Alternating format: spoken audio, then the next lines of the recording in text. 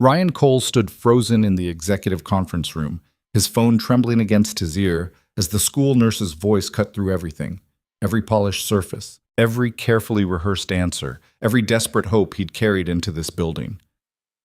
"Your daughter's been hurt. We've called an ambulance. You need to come now."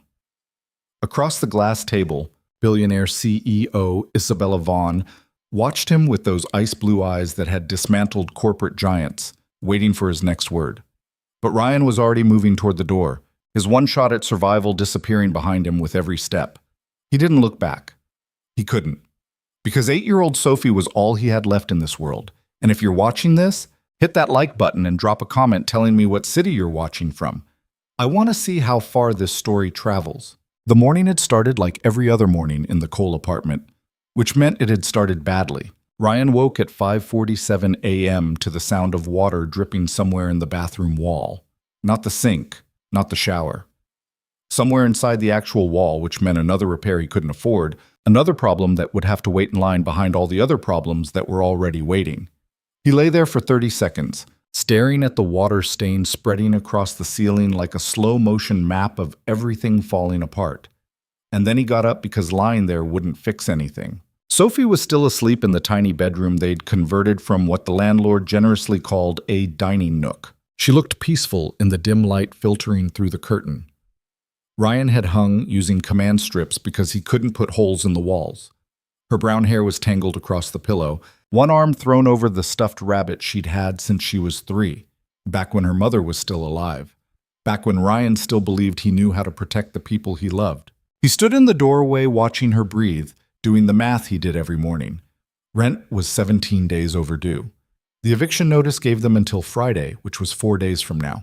The checking account had $143.17 in it.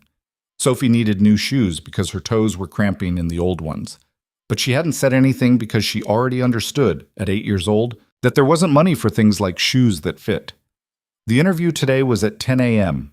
If he got the job, if, the first paycheck wouldn't come for 2 weeks minimum, maybe 3. The math didn't work. It never worked. But he'd gotten good at pretending it might. "Dad?" Sophie was awake, squinting at him from the bed. "Hey, bug. Did I wake you?" "No." The wall's dripping again. "I know. I'll fix it." "Hey, en duschkere." She didn't ask when. She used to ask when. Now she just nodded and sat up, reaching for the clothes he'd laid out the night before. The good jeans without the hole in the knee, the purple shirt that still looked decent. Sophie had learned not to ask for much, which was perhaps the thing Ryan hated most about their situation. 8-year-old girls should be demanding and unreasonable about stupid things. They should believe their parents could fix anything. They went through the morning routine in the cramped space. Breakfast was generic brand cereal with milk he'd stretched by adding water, a trick he'd learned from a YouTube video titled Poverty Hacks That Actually Work, which was the kind of thing he watched now at 2 a.m. when he couldn't sleep. Sophie ate without comment. She'd stopped complaining about the food around the same time she'd stopped asking for new shoes. "Big day," Ryan said, trying to sound upbeat while he packed her lunch. "Peanut butter sandwich, apple, granola bar. You've got that math test, right?" "Yeah." "You're going to crush it. You've been studying all week." Sophie shrugged, pushing cereal around her bowl. "Doesn't really matter." "What do you mean it doesn't matter? You love math." "I mean, it doesn't matter if I'm good at school. We're going to have to move anyway." Ryan's hand froze on the zipper of her lunchbox. "Sophie?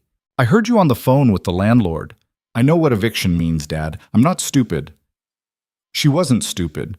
She was brilliant and perceptive and carrying weight no child should carry, and it was Ryan's fault for not hiding it better, for not being stronger, for not having his life together enough to protect her from the reality that was crushing both of them. "We're not getting evicted," he said, which was technically not a lie because the eviction hadn't happened yet. "I have that interview today, remember? For the management position at Vaughn Global Logistics. You've had interviews before. This one's different. That's what you said about the last one." She wasn't being cruel. She was being honest, which was worse. Ryan crouched down beside her chair, trying to find words that weren't hollow. "Sophie, I know things have been hard since Mom died. I know I haven't been able to give you everything you need. But I promise you, I'm trying every single day to make things better. And this interview, it's a real opportunity. This company is huge. The salary would change everything for us. Quiet them bets. Sophie looked at him with those dark eyes that were too old, too tired. Okay, she said quietly. I hope you get it. She didn't sound hopeful. She sounded like a child who had learned that hoping hurt more than not hoping at all. Ryan dropped her at school 20 minutes later, watching her walk through the chain-link fence into the playground where other kids were already playing. Sophie didn't join them. She sat on a bench by herself, pulled out a library book, and started reading. Ryan waited until the first bell rang, until she disappeared inside the building, and then he sat in his car, his 12-year-old Honda with the check engine light that had been on for 8 months, and allowed himself exactly 90 seconds to feel the weight of everything before he pushed it down and started the engine. The Vaughn Global Logistics headquarters was 40 minutes across the city, in the part of town where buildings were made of glass and steel instead of crumbling brick. Ryan had researched the company obsessively over the past week. Isabella Vaughn had founded it 7 years ago with a small loan and an algorithm she'd developed herself. Some kind of AI-powered supply chain optimization system that nobody else had figured out. Now the company was worth billions, operated in 32 countries, and employed over 50,000 people worldwide. Isabella herself was a legend in the business world. 30 years old, unmarried, ruthless in negotiations, and famous for her ability to identify inefficiency and eliminate it without hesitation. Ryan was not the kind of candidate who typically got interviews at companies like this. His resume had gaps. He dropped out of college when his wife got pregnant. He'd worked a series of decent but unremarkable jobs until 3 years ago when everything fell apart. The past 3 years were a blur of unemployment, temp work, failed interviews, and drowning. The only reason he'd gotten this interview at all was because of a connection. His old college roommate worked in Vaughn's IT department and had managed to get Ryan's resume in front of someone who mattered. He'd spent the past week preparing. He'd read every article about the company he could find. He'd memorized talking points about his leadership experience, his problem-solving abilities, his commitment to excellence. He'd practiced answers to common interview questions in the bathroom mirror at 3 a.m. He'd borrowed a suit from a thrift store and had it altered at a place that charged $15 for hemming. He'd done everything he could possibly do to be ready for this. Because if he didn't get this job, he didn't know what came next. The security guard at the front desk checked his ID and directed him to the 14th floor. Ryan rode the elevator up with 3 other people who all looked like they belonged in buildings like this. Confident, polished, expensive. He tried to stand the way they stood, tried to look like someone who wasn't terrified and desperate and about to lose his apartment in 4 days. The reception area on the 14th floor was all white marble and dark wood. A woman at the desk, who looked like she'd stepped out of a fashion magazine, smiled at him professionally. Ryan Cole, you're here for the 10 o'clock interview? Denim, bam, orasin. Yes, ma'am. Ms. Vaughn is running a few minutes behind schedule. Can I get you some water or coffee while you wait? No, thank you. I'm fine. But he wasn't fine. He was the opposite of fine. But taking things from receptionists felt like tempting fate, like he might spill coffee on the borrowed suit or somehow reveal that he didn't belong here. He sat in one of the designer chairs and tried not to look at the art on the walls, which was probably worth more than he'd earned in the past 2 years combined. The other candidates waiting were all younger than him, all sharper somehow. One of them was on a phone call discussing quarterly projections in Mandarin. Another was typing rapidly on a laptop, occasionally frowning at the screen with the kind of focus that suggested complex problems being solved in real time. Ryan pulled out his phone to review his notes one more time and saw a text from Sophie's school. Just a reminder that early dismissal is today at 1:45 p.m. due to teacher professional development. Please arrange pickup accordingly. Damn it! He'd forgotten about early dismissal. He quickly texted his neighbor, Mrs. Chen, who sometimes watched Sophie in emergencies. She was 73 and didn't owe Ryan anything, but she'd been kind since his wife died, and Ryan had learned to accept help because pride didn't keep your kid fed. Mrs. Chen replied within a minute, "Of course, dear. I'll get her from school. Good luck with your interview." The knot in Ryan's chest loosened slightly. One problem solved. Now he just needed to nail this interview, get the job offer, Negotiate a start date that gave him time to scrape together enough money to keep the apartment until the first paycheck came, and somehow convince his daughter that things were actually going to get better this time. Simple. Mr. Cole? Ryan looked up. A young man in an expensive suit was standing there with a tablet. Miss Vaughn is ready for you, if you'll follow me. Ryan stood, straightened his borrowed jacket, Ryan's, and followed the man down a corridor lined with photographs of warehouses, cargo ships, and supply chain infrastructure. They stopped at a conference room with glass walls and a view of the city that probably looked beautiful if you weren't too nervous to process it. She'll be right with you, the man said, and disappeared. Ryan sat at the conference table, arranged his portfolio in front of him, and tried to remember how to breathe normally. This was it. This was the moment that would determine whether Sophie had a home next week or whether they'd be packing their lives into the Honda and figuring out where people slept when they couldn't afford rent. The door opened. Isabella Vaughn walked in, and Ryan's first thought was that photographs didn't do her justice. She was tall, maybe 5'10", with blonde hair pulled back in a style that was both severe and elegant. She wore a black suit that probably cost more than Ryan's car, and she moved with the kind of confidence that came from building an empire before your 30th birthday. But it was her eyes that caught him. Ice blue, sharp, analytical. Eyes that could see through bullshit instantly. Mr. Cole. She didn't smile as she shook his hand. Her grip was firm, professional. I apologize for the delay. Supply chain crisis in Singapore. It's handled now. No problem at all. I appreciate you taking the time to meet with me.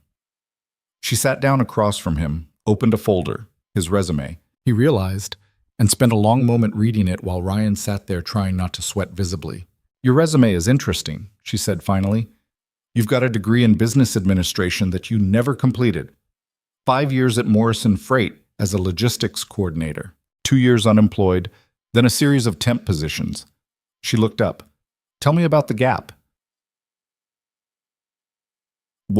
Ryan had prepared for this question, but it still felt like swallowing glass. My wife passed away 3 years ago. I have an 8-year-old daughter, and I needed to be present for her during that time. It meant I couldn't take positions that required extensive travel or unpredictable hours. I'm sorry for your loss. Isabella's expression didn't change, but something flickered in her eyes. That must have been difficult. It was. It still is. But I'm ready to return to full-time work now. I'm ready to contribute to a company like this one. Why Vaughn Global? Ryan launched into his prepared answer about the company's innovative approach to supply chain management, its commitment to sustainability, its impressive growth trajectory.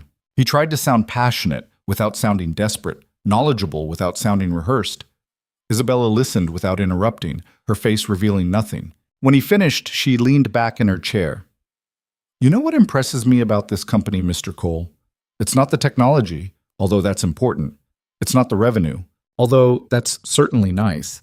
What impresses me is that we solve problems other people think are unsolvable. We look at systems that are broken, and we fix them. That requires people who can think creatively under pressure, who don't give up when things get complicated, who can see solutions that aren't obvious. She paused, studying him. Do you consider yourself that kind of person? Yes, Ryan said. I do. Being a single father has taught me how to solve problems with limited resources, how to prioritize when everything feels urgent, how to keep moving forward when... His phone rang. Ryan's heart stopped. He'd put it on silent. He was certain he'd put it on silent, but there it was, vibrating loudly against the glass table, the screen showing Westview Elementary School. I'm so sorry, Ryan said quickly, reaching to silence it. I thought I'd turned... Isabella held up a hand. Answer it. No, I can call them back. Mr. Cole, elementary schools don't call during the day for fun. Answer the phone. Ryan answered. Hello? Mr. Cole, this is Nurse Patterson at Westview Elementary. The woman's voice was tight with controlled urgency. Your daughter Sophie has been hurt. She fell on the playground. We think she may have broken her arm. The paramedics are here now and we're transporting her to City General Hospital. You need to come immediately. The conference room tilted. How bad is it? Can I talk to her? She's conscious and stable, but she's in significant pain. The EMTs need to get her to the hospital quickly. How soon can you be there? I'm on my way. Ryan was already standing, already reaching for his portfolio. Tell her I'm coming. Tell her I'm coming right now. He ended the call. Isabella was watching him. I'm sorry, Ryan said, and he hated how his voice cracked on the words. I have to go. My daughter's been hurt. They're taking her to the hospital. I'm sorry. I know this is unprofessional. I know I'm wasting your time, but I have to go. Then go, Isabella said quietly. Ryan grabbed his things, turned toward the door, and then stopped. Because if he walked out of this room right now, the interview was over. The job was gone. The last hope was gone. And in 4 days, he and Sophie would be evicted from the only home she remembered. He turned back. Miss Vaughn, I know what this looks like. I know I'm throwing away an incredible opportunity. But my daughter is 8 years old, and she's scared, and she's hurt, and she needs me. I don't know how to be anything other than her father first. I'm sorry. Isabella stood. For a moment, they looked at each other across the conference table. Billionaire CEO and desperate single father, success and failure. The person who had everything figured out and the person who was barely surviving.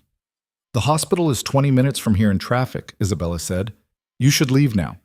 Ryan left. He ran through the corridor, past the receptionist's startled expression, into the elevator where he stabbed the button for the ground floor repeatedly, like that would make it move faster. His hands were shaking. His mind was racing through terrible possibilities.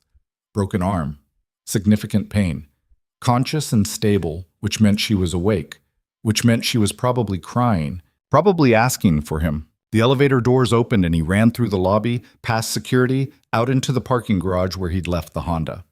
He drove like a man possessed, weaving through traffic, ignoring speed limits, his entire focus narrowed to a single objective: get to Sophie. City General Hospital was a sprawling complex on the east side of town.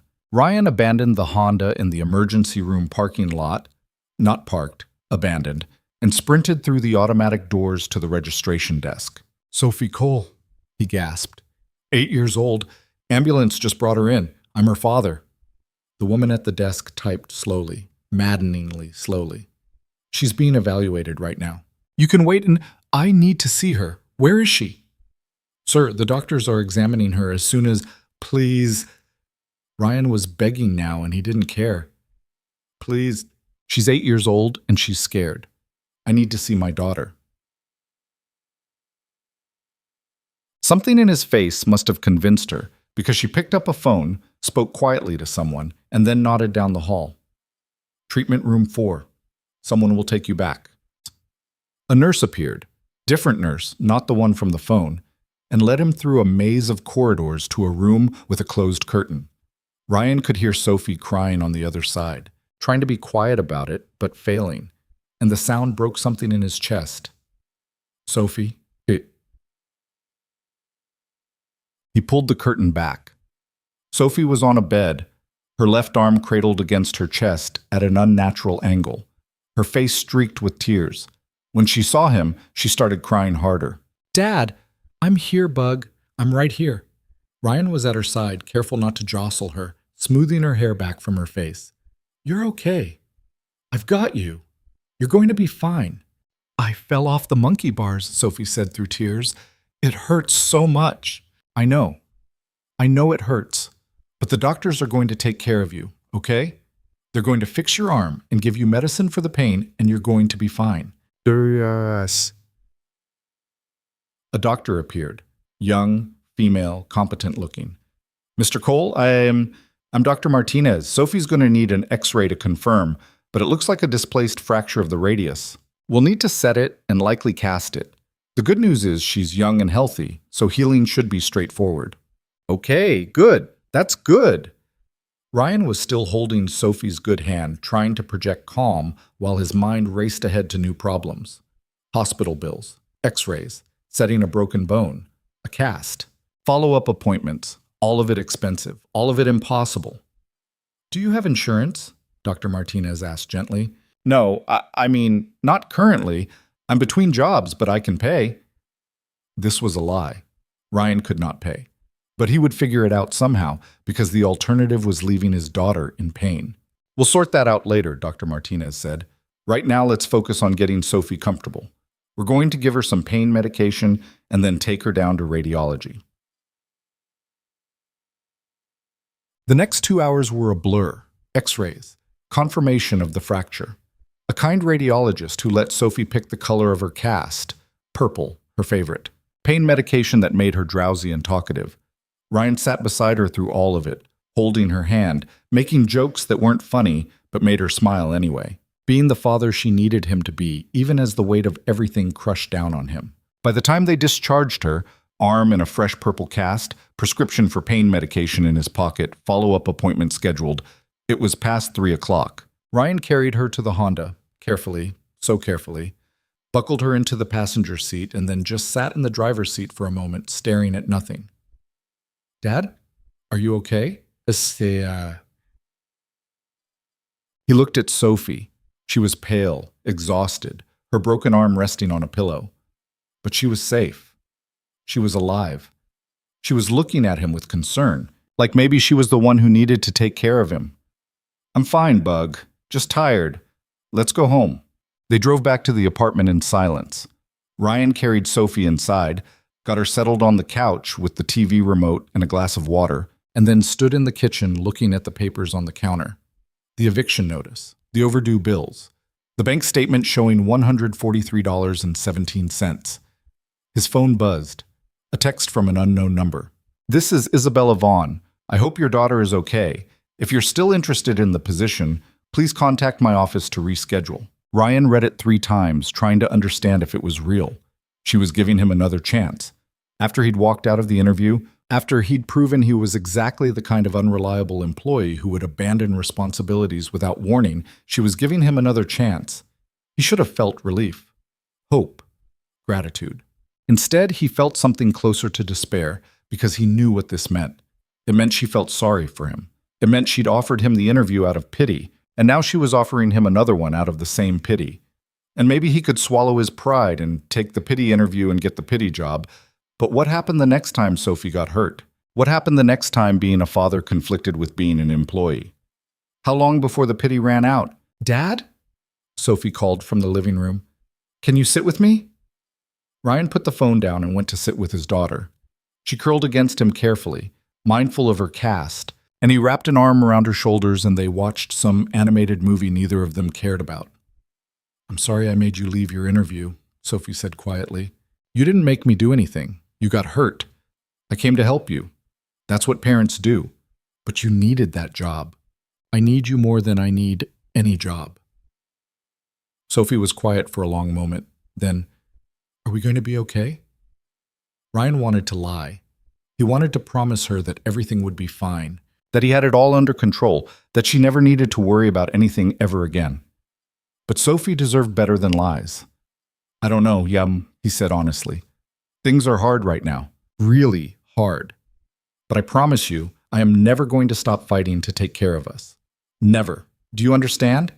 Sophie nodded against his shoulder. They sat there together as the afternoon light faded through the window, as the water kept dripping somewhere in the walls, as the eviction notice waited on the kitchen counter like a ticking clock. Ryan didn't know how he was going to fix any of this. He didn't know if Isabella Vaughn's offer was real or just pity dressed up as opportunity. He didn't know if he should reschedule the interview or admit defeat and start looking for the kind of work that didn't require interviews. Manual labor, night shifts, anything that paid cash. What he knew was this. Sophie was safe beside him right now. Her broken arm would heal. Tomorrow he would wake up and keep fighting, the same way he'd fought yesterday, and the day before, and every day since the world fell apart. It wasn't much, but it was all he had. And somewhere across the city, in an office with a view of everything Ryan couldn't reach, Isabella Vaughn sat at her desk and thought about the man who had walked away from opportunity without hesitation, who had chosen his daughter over his future without even pausing to calculate the cost. She thought about the look on his face when that phone rang, the instant transformation from desperate job candidate to terrified father. She thought about how he'd apologized, like caring about his child was something shameful.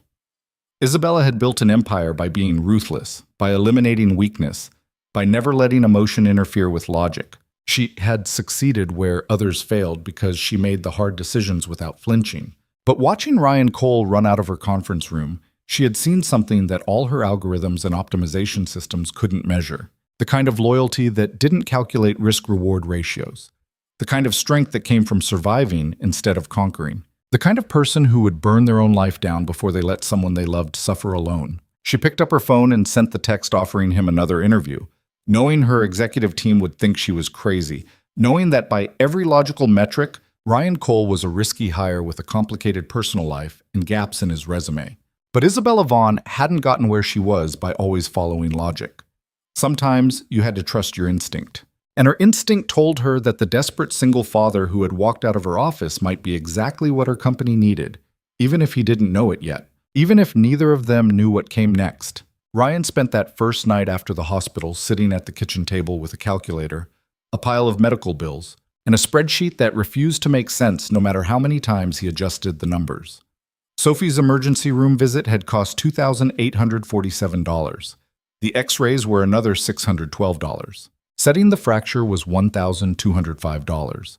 The cast was $340. The prescription for pain medication was $87, which he'd paid in cash at the pharmacy because they wouldn't fill it otherwise, leaving him with $56.17 in the bank. Total medical debt, $4,917. Rent owed, $1,850. Days until eviction, 3. Money available, $56.17. The math was so absurd it almost made him laugh. Almost. His phone sat on the table beside the bills, Isabella Vaughn's text message still glowing on the screen. If you're still interested in the position, please contact my office to reschedule. He'd read it maybe 40 times, trying to decode what it actually meant. Was it genuine? Was it pity? Did it matter? A job was a job, and he needed one desperately enough that he couldn't afford to care why she was offering. But the doubt gnawed at him. What kind of company wanted an employee who would abandon an interview without warning? What kind of CEO gave second chances to people who proved they were unreliable within the first 30 minutes? The kind who felt sorry for you, Ryan thought bitterly. The kind who saw you as a charity case instead of a professional. He picked up the phone anyway, started typing a response, then deleted it. Started again. Deleted again. What was he supposed to say? Thank you for taking pity on a desperate single father? I promise I won't abandon the next interview unless my daughter has a different emergency? Dad? Ryan looked up. Sophie was standing in the doorway in her pajamas, cradling her purple-casted arm against her chest. Her eyes were red-rimmed and tired. Hey, Bug. What are you doing up? You should be sleeping. My arm hurts. Ryan checked his watch. 11:47 p.m. She could have another dose of pain medication at midnight. 13 more minutes and I can give you another pill. Can you wait that long? Sophie nodded and shuffled over to sit in the chair beside him. She looked at the bills spread across the table, the calculator, the numbers that didn't add up to anything except failure. Is that from the hospital? Boim. Yeah, don't worry about it. How much does it cost? Sophie. How much? Ryan sighed. A lot, but I'll figure it out. Sophie was quiet for a moment, staring at the papers with an expression that was far too adult for an 8-year-old face. This is my fault. No, it's not. I fell off the monkey bars. If I hadn't fallen, you wouldn't have had to leave your interview. You would have gotten the job and we'd have money for rent. And stop. Ryan turned in his chair to face her directly. Sophie, look at me. You fell. Kids fall. That's not your fault. And even if it was, even if you'd done it on purpose just to ruin my day, I would still have come to the hospital every single time. Do you understand? You are more important than any job. You are more important than rent. You are the only thing that actually matters. Sophie's eyes filled with tears. But we're going to lose the apartment. Maybe. I don't know yet. Oh, where will we go? It was the question Ryan had been avoiding thinking about for 3 days straight. Where did people go when they couldn't afford rent? Shelters, maybe. His car, possibly. He had a cousin in Nevada who might let them crash for a while, but that would mean pulling Sophie out of school, leaving behind the only stability she had left. I don't know, he said honestly, but we'll figure it out together. We always do. This was only partially true. They'd figured out how to survive so far, But survival wasn't the same as having a plan. Survival was duct tape and borrowed time and prayers that nothing else went wrong. At midnight, Ryan gave Sophie her medication and carried her back to bed. She fell asleep quickly, exhausted from pain and fear, and being 8 years old in a situation no child should have to navigate. Ryan stood in the doorway watching her breathe, the same way he did every night, and tried to imagine a version of the future where things got better instead of worse. He couldn't see it. Back in the kitchen, he picked up his phone and typed out a message to Isabella Vaughn before he could overthink it anymore. Ms. Vaughn, thank you for your message. I would very much appreciate the opportunity to reschedule the interview. My daughter is recovering well. I'm available any time that works for your schedule. Thank you again for your understanding. Ryan Cole. He hit send before he could delete it again, then immediately regretted every word. Too formal, too desperate, too something. The response came 90 seconds later. Tomorrow, 2 p.m., same location. Ryan stared at the message. Tomorrow was Thursday. The eviction was Friday. If he got the job offer tomorrow, if they made it on the spot, if they agreed to an immediate start date and agreed to advance him money against his first paycheck, maybe he could convince the landlord to wait. Maybe. It was a lot of maybes stacked on top of each other like a house of cards in a windstorm. He texted back, I'll be there. Thank you. Then he sat at the table until 3 a.m. running scenarios in his head, most of which ended badly, none of which felt real. The next morning, Ryan called Mrs. Chen to ask if she could watch Sophie again. Mrs. Chen agreed immediately, bless her, and showed up at noon with homemade soup and a romance novel she'd finished and thought Ryan might like. Which was sweet, even though Ryan hadn't read a book for pleasure in 3 years. She's a good girl, Mrs. Chen said, looking at Sophie, who was on the couch watching cartoons with her casted arm propped on a pillow. You're doing a good job with her. I'm really not, Ryan said quietly, but I'm trying. That's all anyone can do, dear. Try. The rest is just luck. Ryan wasn't sure he believed in luck anymore, but he appreciated the sentiment. He left for the interview at 1:15, giving himself extra time in case of traffic or parking disasters, or any of the 1,000 small catastrophes that seemed to follow him lately. The drive across the city felt different this time. Less desperate, maybe. Or more desperate in a different way. Yesterday he'd been fighting for a chance. Today he was fighting for survival. And the stakes made everything sharper. He arrived at Vaughn Global Logistics at 1:42, parked in the same garage, walked through the same lobby. The security guard recognized him from yesterday and waved him through without checking his ID. Ryan wondered if that was a good sign or if it just meant he'd become memorable for the wrong reasons. The 14th floor receptionist smiled when he approached. Mr. Cole, Ms. Vaughn is expecting you. She said to send you directly to her office when you arrived. What? Her office? Not the conference room? Her office, the receptionist confirmed, and gave him directions down a different corridor. Isabella Vaughn's office was at the corner of the building with floor-to-ceiling windows overlooking the city. It was enormous, minimalist, expensive in the way that things were expensive when they didn't need to prove they were expensive. Dark wood desk, modern art that Ryan didn't understand. Bookshelves filled with titles about logistics, business strategy, and what looked like several books on aviation history. Isabella was standing by the window when he entered, looking out at the skyline. She turned when she heard him, and Ryan was struck again by how present she was, how her attention felt like a physical force when it focused on you. Mr. Cole, thank you for coming back. Thank you for giving me another chance. Isabella gestured to the chairs in front of her desk. Ryan sat, trying not to think about how the chair probably cost more than his car. How's your daughter? Isabella asked. She's okay. Broken radius, purple cast, hates taking her pain medication, but does it anyway. She'll heal fine. That's good. Isabella sat down across from him, and for a moment she didn't say anything, just looked at him with those analytical eyes like she was solving an equation in her head. Finally, I'm going to be direct with you, Mr. Cole, because I don't believe in wasting time. You walked out of an interview yesterday. By every standard metric, that makes you a bad candidate. Unreliable, unprofessional, a risk. Ryan's stomach dropped. This was it. This was her polite way of saying the offer was rescinded, that she'd made a mistake, that he should leave. But, Isabella continued, I didn't build this company by following standard metrics. I built it by identifying value that other people overlook. And what I saw yesterday was a man who understands priorities in a way that most people don't. You could have stayed in that interview. You could have asked me to wait 5 minutes while you dealt with the call. You could have tried to negotiate, to explain, to make it work somehow. But you didn't. You just left. Because your daughter needed you, and nothing else mattered. Update. Boom, cheers. She leaned forward slightly. That kind of clarity is rare, Mr. Cole. That kind of loyalty is something I can't teach, can't train, can't buy. And I need people like that in my organization. Ryan didn't know what to say. This wasn't what he'd expected.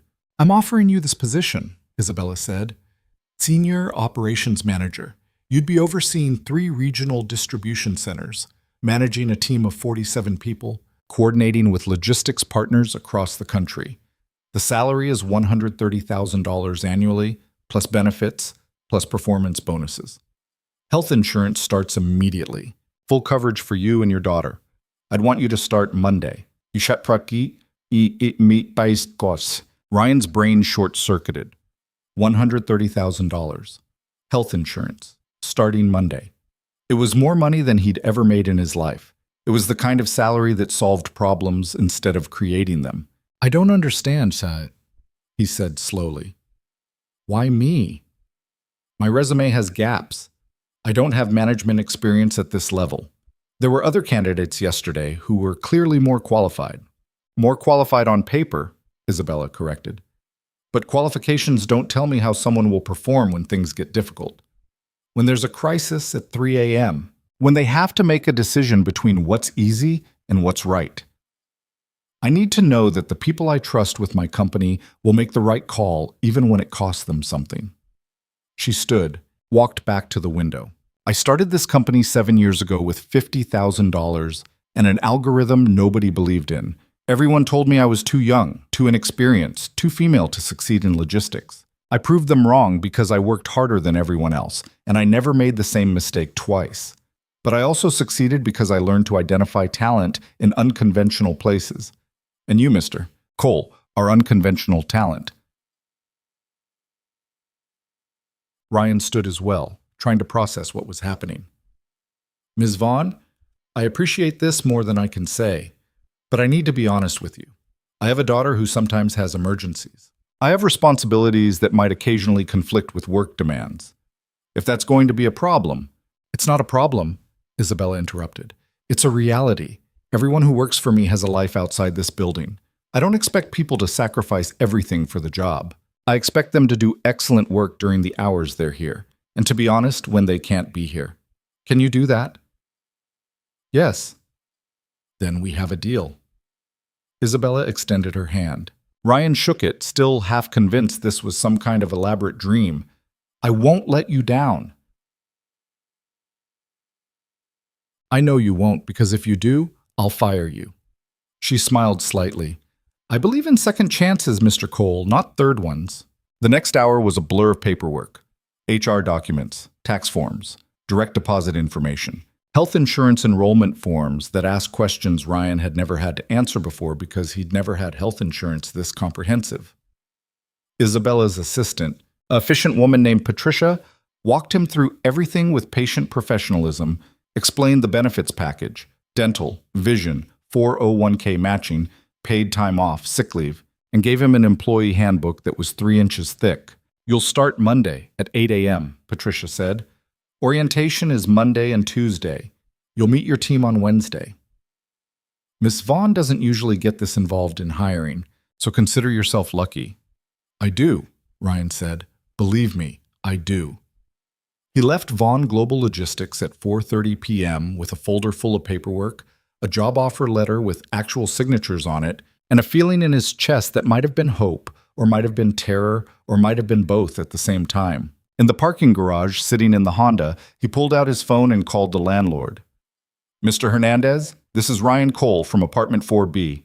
I know the eviction is scheduled for tomorrow, but I just got hired for a new position. I'm starting Monday. I'll have my first paycheck in 2 weeks. If you can give me until then, I can pay everything I owe, plus late fees. There was a long pause on the other end of the line. Then, Mr. Cole, you're already 17 days late. I've got 3 applications for that apartment. I can't keep holding it for promises. I understand, but this isn't a promise. I have a signed offer letter. I can email it to you right now. $130,000 salary. I'll pay you everything I owe. Please. Another pause. Ryan could hear Mr. Hernandez breathing, could hear him weighing options. Email me the offer letter, Mr. Hernandez said finally. If it looks legitimate, I'll hold off on the eviction until the end of the month. But that's it, Mr. Cole. End of the month. You miss that deadline and you're out. No more extensions. You won't regret this. Thank you. Ryan hung up and sat there for a moment, just breathing. One crisis averted. The apartment was safe for another 2 weeks. He had a job. An actual job with health insurance and a salary that would let him pay bills without doing math at 3 a.m.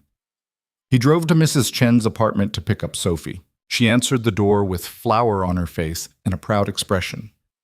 We made cookies, Sophie announced.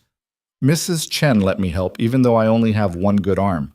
But son. They're terrible cookies, Mrs. Chen said cheerfully, but she had fun making them, and that's what matters. Ryan thanked Mrs. Chen about 17 times, declined the offer to take some terrible cookies home, and walked Sophie back to their apartment. Once inside, once the door was closed, he sat down on the couch and pulled Sophie onto his lap, careful of her cast. Bug, I need to tell you something. Sophie looked worried. Are we leaving? No, we're staying. I got the job. Sophie's eyes went wide. The interview job? At the big company? Yeah, I start Monday. It's a really good job, Sophie. Pays enough that we can stay here. Enough that we can pay your medical bills. Enough that you can get new shoes that actually fit. Sophie was quiet for a moment, processing. Then, does this mean things are going to get better? Ryan wanted to promise her yes, wanted to guarantee that the nightmare was over, that they'd never struggle again. But he'd learned the hard way that life didn't make guarantees. I think so, he said carefully. I'm going to work really hard at this job. I'm going to do everything I can to make sure we're okay. But I need you to understand something. This is a big opportunity, but it's also going to be challenging. I'm going to be working long hours sometimes. I'm going to be stressed sometimes. And I'm going to need you to be patient with me while I figure it out. I can do that, Sophie said seriously. I'm good at being patient. She was. She'd been patient through poverty, through grief, through fear. She'd been patient with a father who was doing his best, but whose best often wasn't enough. I love you, Bug. I love you too, Dad. They ordered pizza that night, actual delivery pizza, not frozen pizza reheated in the oven. And Sophie picked off all the olives and Ryan ate them, because that's what parents did. They watched a movie together, Sophie curled against his side, and for the first time in 3 years, Ryan allowed himself to imagine that maybe, possibly, things might actually be okay. That night, after Sophie was asleep, Ryan sat at the kitchen table and composed an email to Isabella Vaughn. Ms. Vaughn, I wanted to thank you again for the opportunity you've given me. I know you took a risk hiring me, and I want you to know that I don't take that lightly. I will work harder than anyone else in your company. I will prove that your faith in me was justified. Thank you for seeing something in me that I wasn't sure was still there. Ryan Cole. He sent it before he could overthink it, then closed his laptop and went to bed. Across the city, Isabella Vaughn was still in her office at 11 p.m., reviewing quarterly projections from the Singapore crisis that had interrupted her day. Her phone buzzed with Ryan's email. She read it twice, then set the phone down and looked out at the city lights. Her executive team had questioned the decision to hire Ryan Cole. Too risky, they'd said. Too many red flags. But Isabella hadn't built an empire by avoiding risk. She'd built it by calculating risk and taking chances when the potential reward outweighed the potential loss. And her instinct told her that Ryan Cole was going to be worth the risk. She just hoped her instinct was right. The weekend passed in a strange fog of relief and anxiety. Ryan took Sophie to a park on Saturday, watched her navigate the playground with her casted arm, tried not to hover too much on Sunday. He went to a discount store and bought 2 new dress shirts and a pair of pants that actually fit, spending money he didn't quite have yet, but would have in 2 weeks. It felt reckless and responsible at the same time. Sunday night, he couldn't sleep. He lay in bed staring at the ceiling, running through everything that could go wrong. What if he wasn't actually qualified for this position? What if he made a catastrophic mistake in his first week? What if Isabella realized she'd made an error in judgment and fired him before the first paycheck cleared? At 2 a.m., he gave up on sleep and went to the kitchen to make coffee. He sat at the table reviewing the employee handbook, trying to memorize organizational charts and policy procedures, trying to become the kind of employee who deserved a $130,000 salary. Monday morning arrived too quickly and not quickly enough.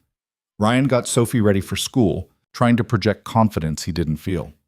"First day of your new job," Sophie said around a mouthful of cereal. "Are you nervous?" "Terrified." "You'll be great," Sophie said with the absolute certainty of a child who still believed her father could do anything. "You always figure things out." Ryan dropped her at school, then drove across the city to Vaughn Global Logistics. The building looked different now that he worked here. Less intimidating, maybe, or more intimidating in a different way, because now he had to prove he belonged. Orientation was conducted by Patricia and 2 other HR representatives. There were 7 new employees starting that day, Ryan and 6 others who all looked young and confident and like they'd never had to choose between paying rent and buying groceries. They went through safety procedures, company values, technology systems, security protocols. Ryan took notes on everything, determined not to miss a single detail. During the lunch break, one of the other new hires, a guy named Marcus, who couldn't have been older than 25, struck up a conversation. "So what position are you in, T.A.?" Marcus asked. "Senior Operations Manager." Marcus's eyebrows went up. "Seriously? That's a pretty high-level position for a new hire. You must have a hell of a resume." "Something like that," Ryan said, not wanting to explain that his resume had gaps you could drive a truck through. "I'm in junior analyst role," Marcus said, "hoping to work my way up. This company's supposed to be great for career advancement if you can handle the pressure." Vaughn's got a reputation for being brilliant but intense. "You ever meet her?" "Once or twice." "What's she like?" Ryan thought about Isabella standing in her office, offering him an opportunity he didn't deserve on paper, taking a risk on a desperate single father because she saw something nobody else had seen. "She's fair," Ryan said. "I think she's fair." Tuesday was more orientation, more systems training, more information crammed into Ryan's brain until he felt like it might overflow. But he absorbed it all, took meticulous notes, asked questions when he didn't understand, and tried to ignore the small voice in his head that kept whispering he was going to fail. Wednesday morning, he met his team. The 3 regional distribution centers he'd be overseeing were in different states, one in Ohio, one in Georgia, one in Nevada. The 47 people reporting to him were scattered across those locations, which meant most of his management would be remote. His direct reports were 3 regional managers, all of whom had been with the company for at least 5 years, all of whom were probably wondering why some unknown guy with no proven track record was suddenly their boss. The video conference with his new team was awkward. Ryan introduced himself, tried to sound confident and competent, explained his background in logistics coordination, and his commitment to operational excellence.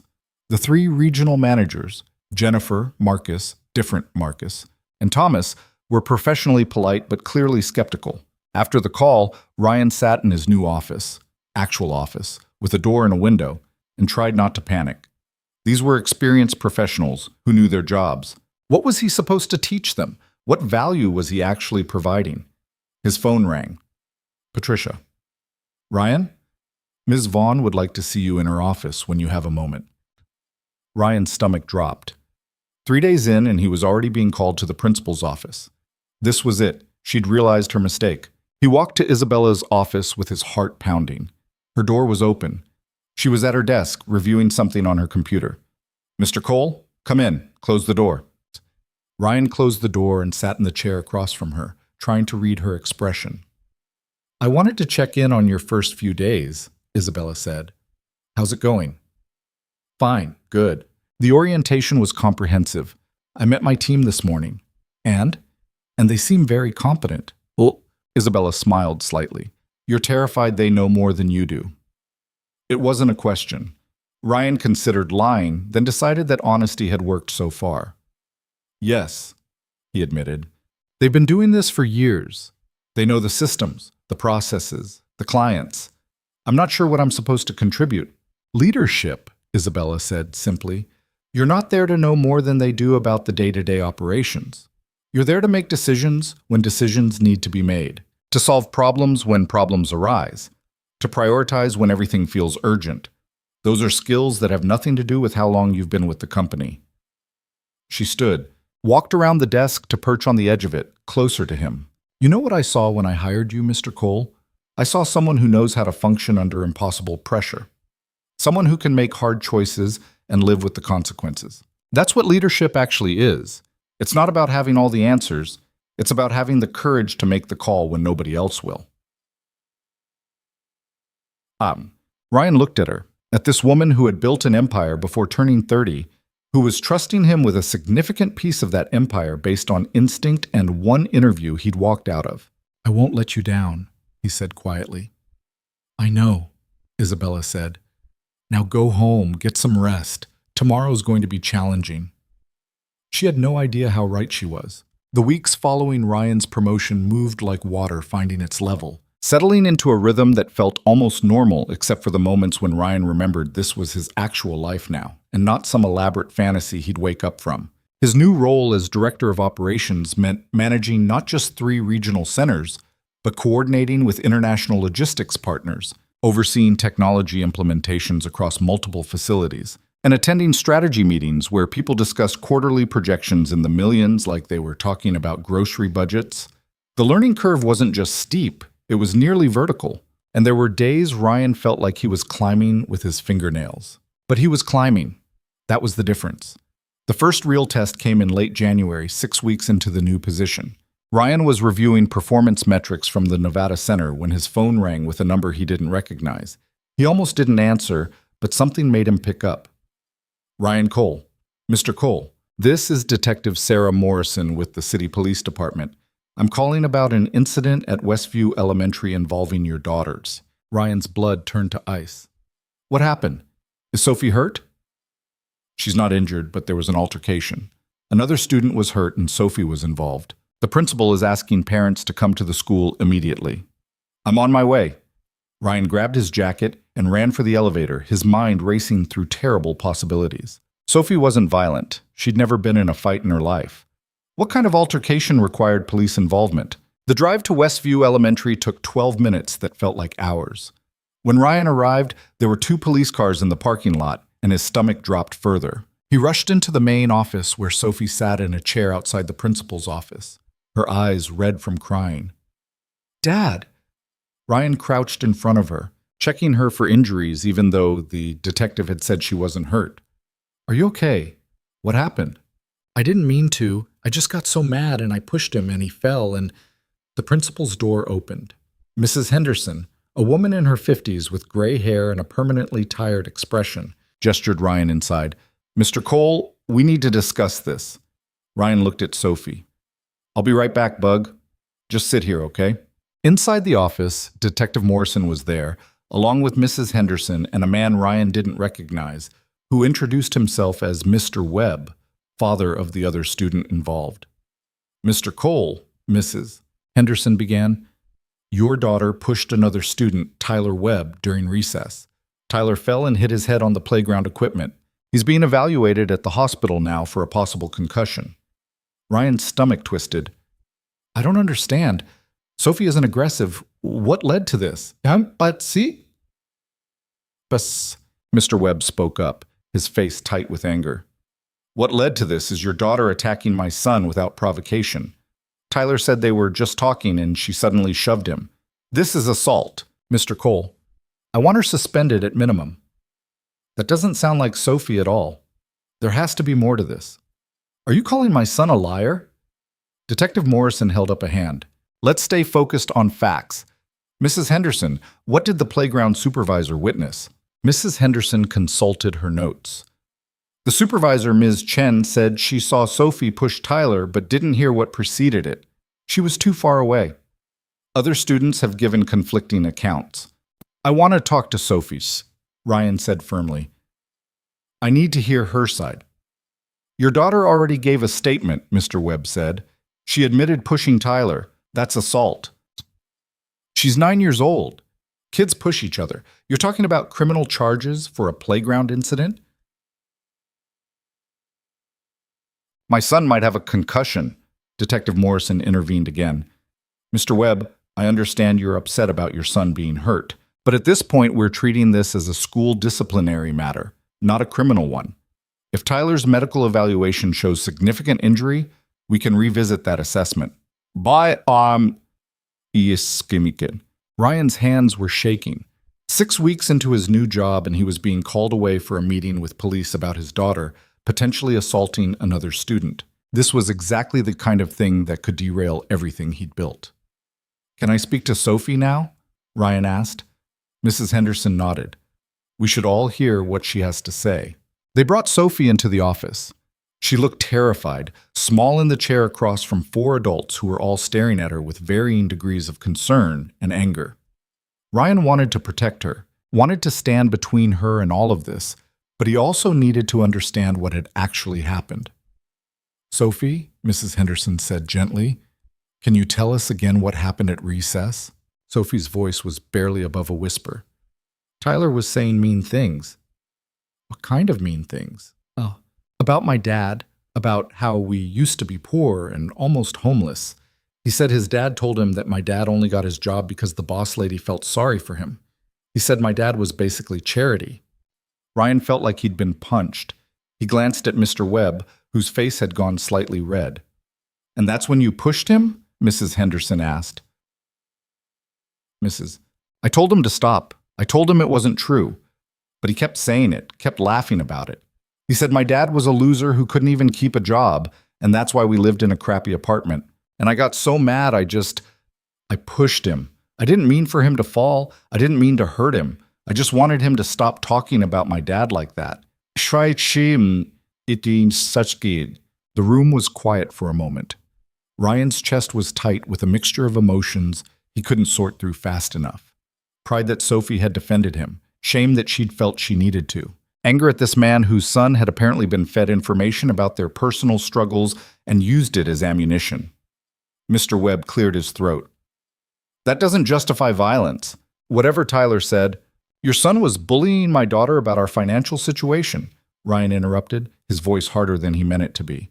Information he clearly got from somewhere. Kids don't naturally know about other families' employment situations unless adults tell them. Are you accusing me of something? I'm saying kids learn cruelty from somewhere. Gentlemen, Detective Morrison said firmly, this isn't productive. Mrs. Henderson looked at Sophie with something that might have been sympathy. Sophie, you know that pushing someone, no matter what they say, is not acceptable behavior. You could have seriously hurt Tyler. I know, Sophie said, tears streaming down her face now. I'm sorry, I didn't mean to. I just wanted him to stop. I understand that, but there have to be consequences. You're going to be suspended for 3 days. When you come back, you'll need to write an apology letter to Tyler and his family. Suspended? Ryan said. Mrs. Henderson, with all respect, this sounds like a situation where both kids made mistakes. Shouldn't Tyler face consequences for bullying? If we can confirm the bullying occurred, yes. But right now, we have Sophie's word against Tyler's, and Sophie admitted to pushing him. Mr. Webb stood. I think we're done here. My son is in the hospital getting his head examined. Your daughter should count herself lucky I'm not pressing charges. He left, and the detective followed shortly after, leaving Ryan and Sophie alone with Mrs. Henderson. Mr. Cole, I know this is difficult, the principal said, but we have a zero-tolerance policy on physical violence. My hands are tied.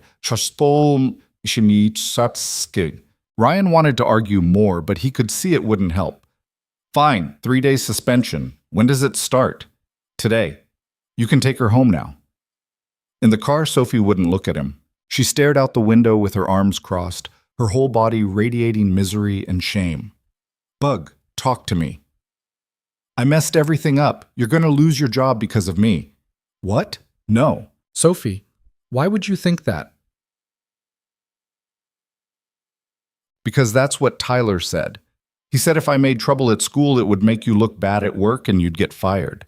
And now I got suspended and the police came and everything's ruined again. Ryan pulled the car over into a parking lot and turned to face his daughter. Sophie, look at me.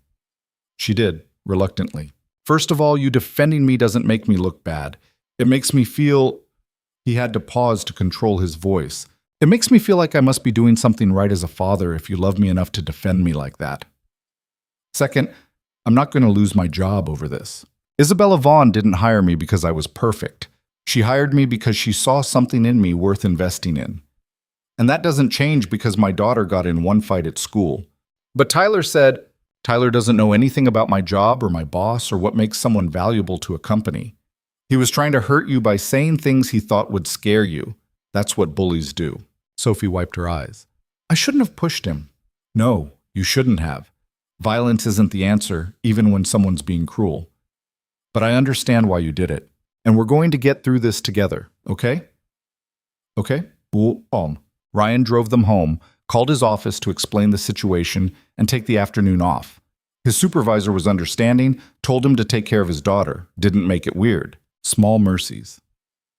That evening, while Sophie was in her room doing homework, Ryan's phone rang. Isabella. His stomach clenched. News traveled fast in companies, and somehow he knew she'd already heard about the school incident. Ms. Vaughn. Mr. Cole, I heard there was an incident at your daughter's school today. Is everything all right? Depends on your definition of all right. Sophie got suspended for 3 days for pushing another student. The situation was complicated. The other kid was bullying her about our personal situation. There was a pause. What personal situation? Apparently, some of the details about my employment history have gotten around. The gaps, the financial struggles. The other child was using it to taunt Sophie. Another pause. Longer this time. I see. And how is Sophie handling this? She's upset. She thinks I'm going to lose my job because of this. That's absurd. Mr. Cole, your daughter getting into a playground altercation has absolutely no bearing on your employment status. If anything, I'm impressed she stood up for you. Ryan felt tension he hadn't realized he was carrying start to ease. Thank you for saying that. I'm not saying it to be nice. I'm saying it because it's true. However, I am concerned about the bullying aspect. Kids learn that behavior from adults, and I don't appreciate the implication that my hiring decisions are charity. It's not worth making a big deal over. Perhaps. Or perhaps it's worth examining whether we're doing enough to combat the stigma around employment gaps and unconventional career paths. This might be an opportunity to address that more systemically. Ryan didn't know what to say to that. Most bosses would have been annoyed by the distraction. Isabella was already thinking about how to turn it into something constructive. Get some rest, Mr. Cole. Spend time with your daughter. I'll see you back in the office when you're ready. The 3-day suspension turned out to be a strange blessing.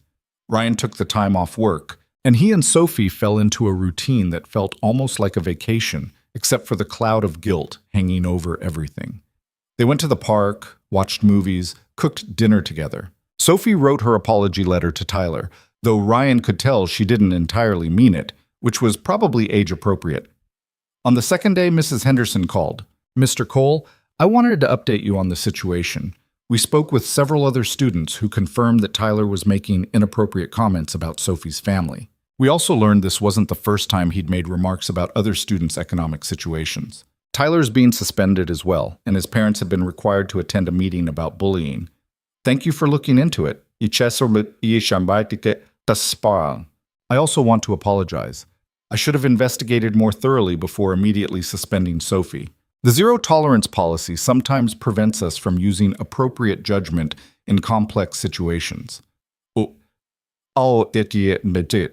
Ryan appreciated the apology, even if it didn't undo the suspension.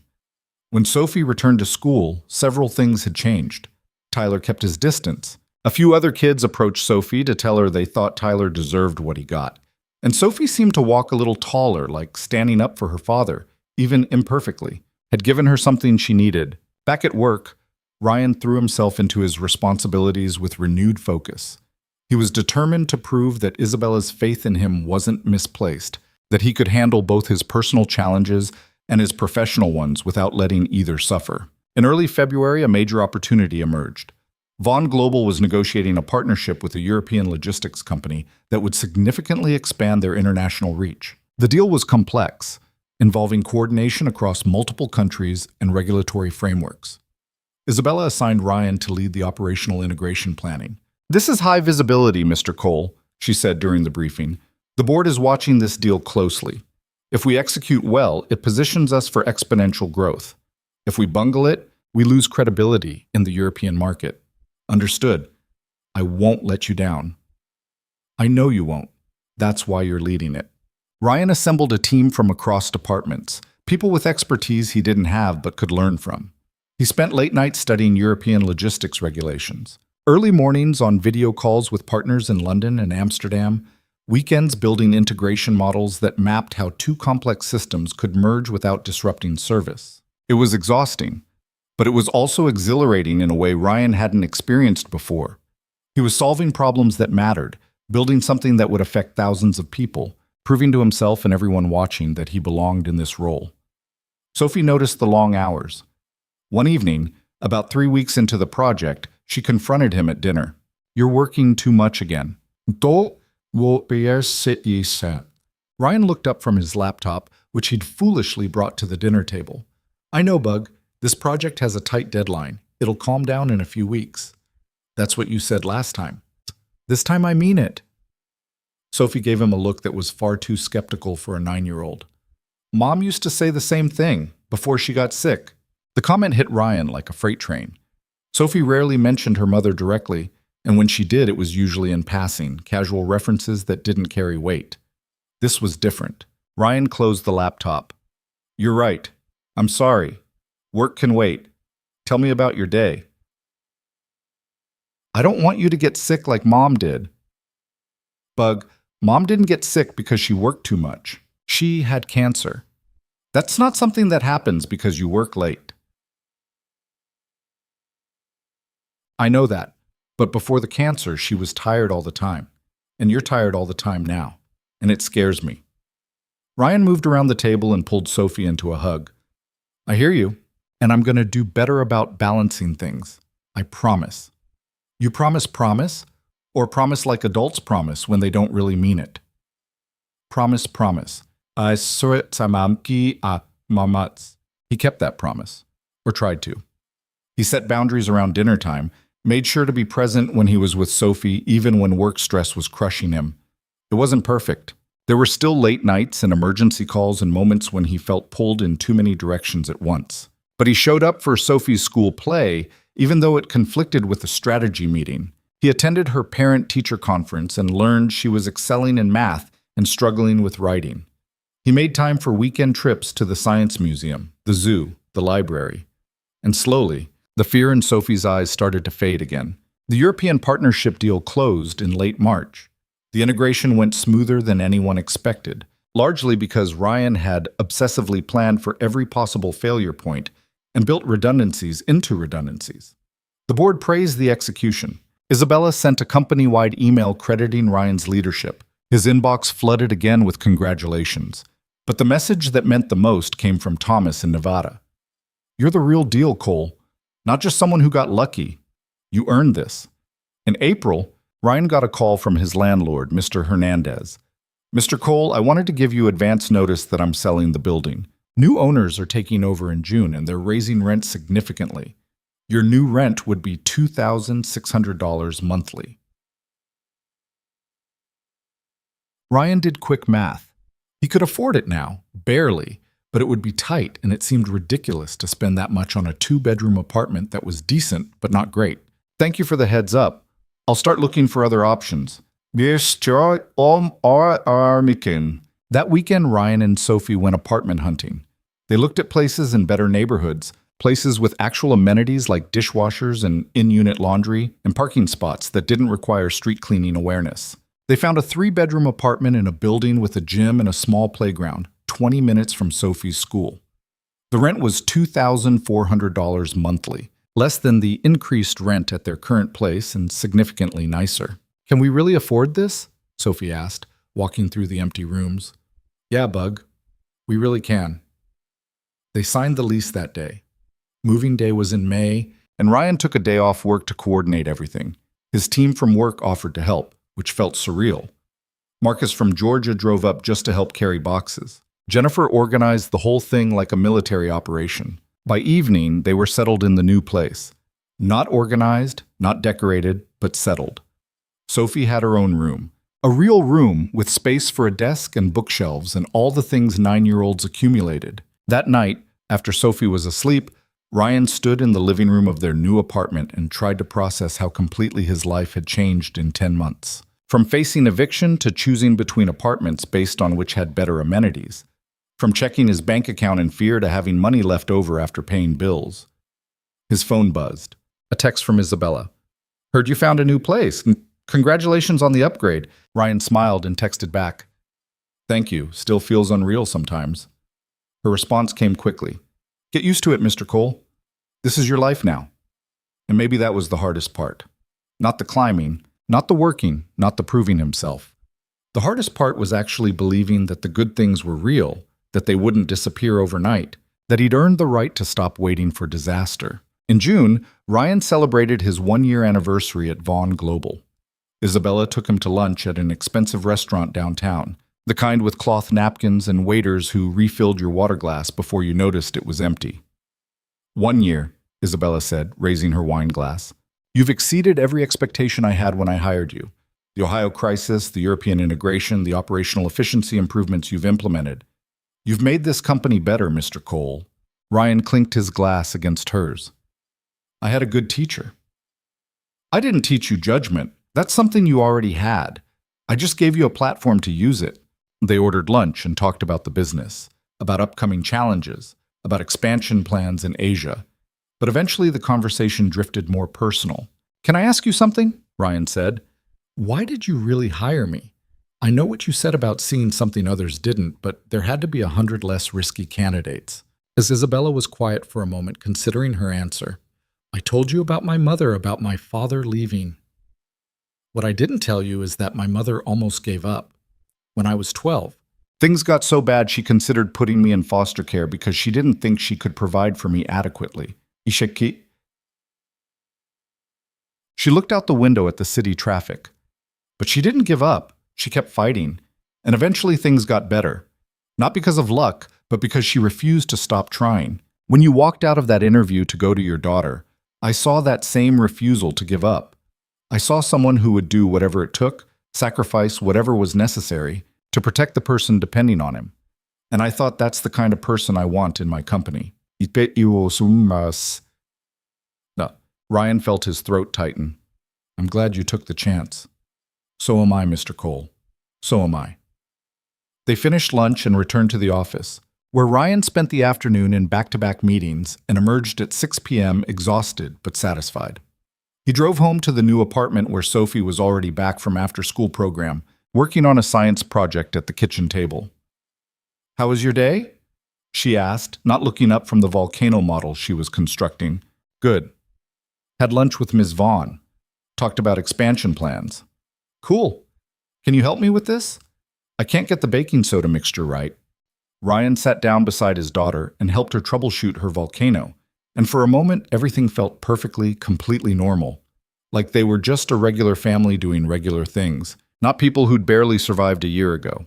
That evening, after helping Sophie with homework and making dinner and watching an episode of some show she liked that Ryan found incomprehensible, he tucked her into bed.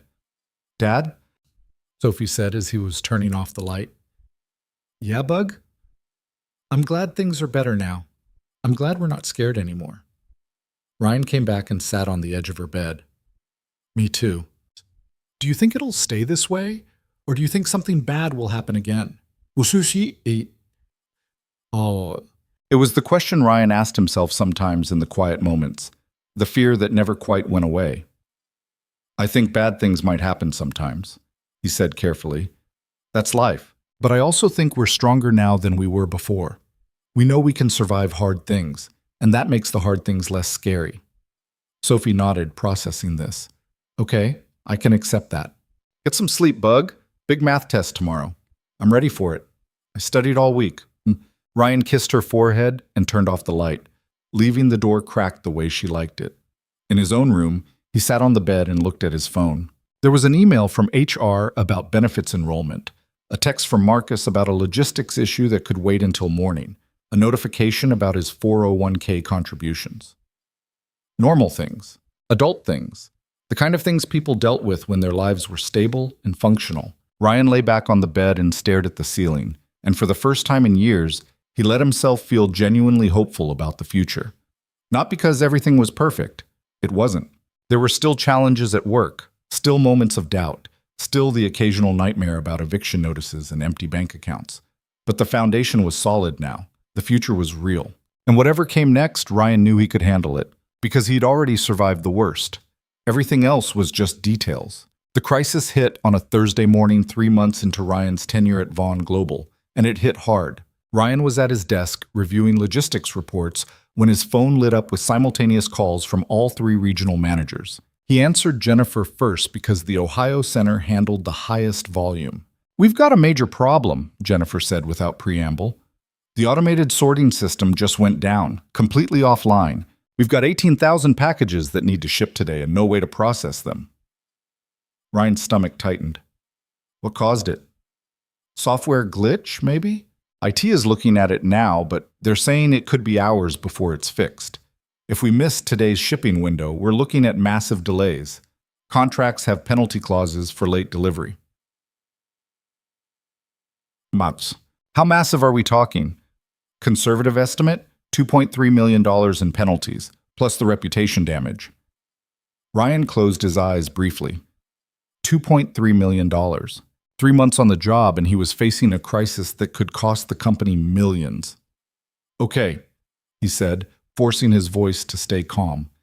"Get me the IT lead on the line, and start pulling your floor supervisors together. We might need to go manual." "Manual sorting?" "Ryan, we're talking about 18,000 packages. That would take—" "I know what it would take. Just get your people ready. I'll call you back in 10 minutes.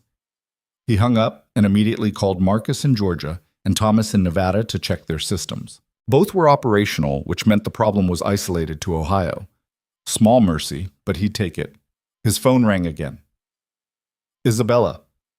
"Mr. Cole, I just got an alert about Ohio going offline. What's the situation?"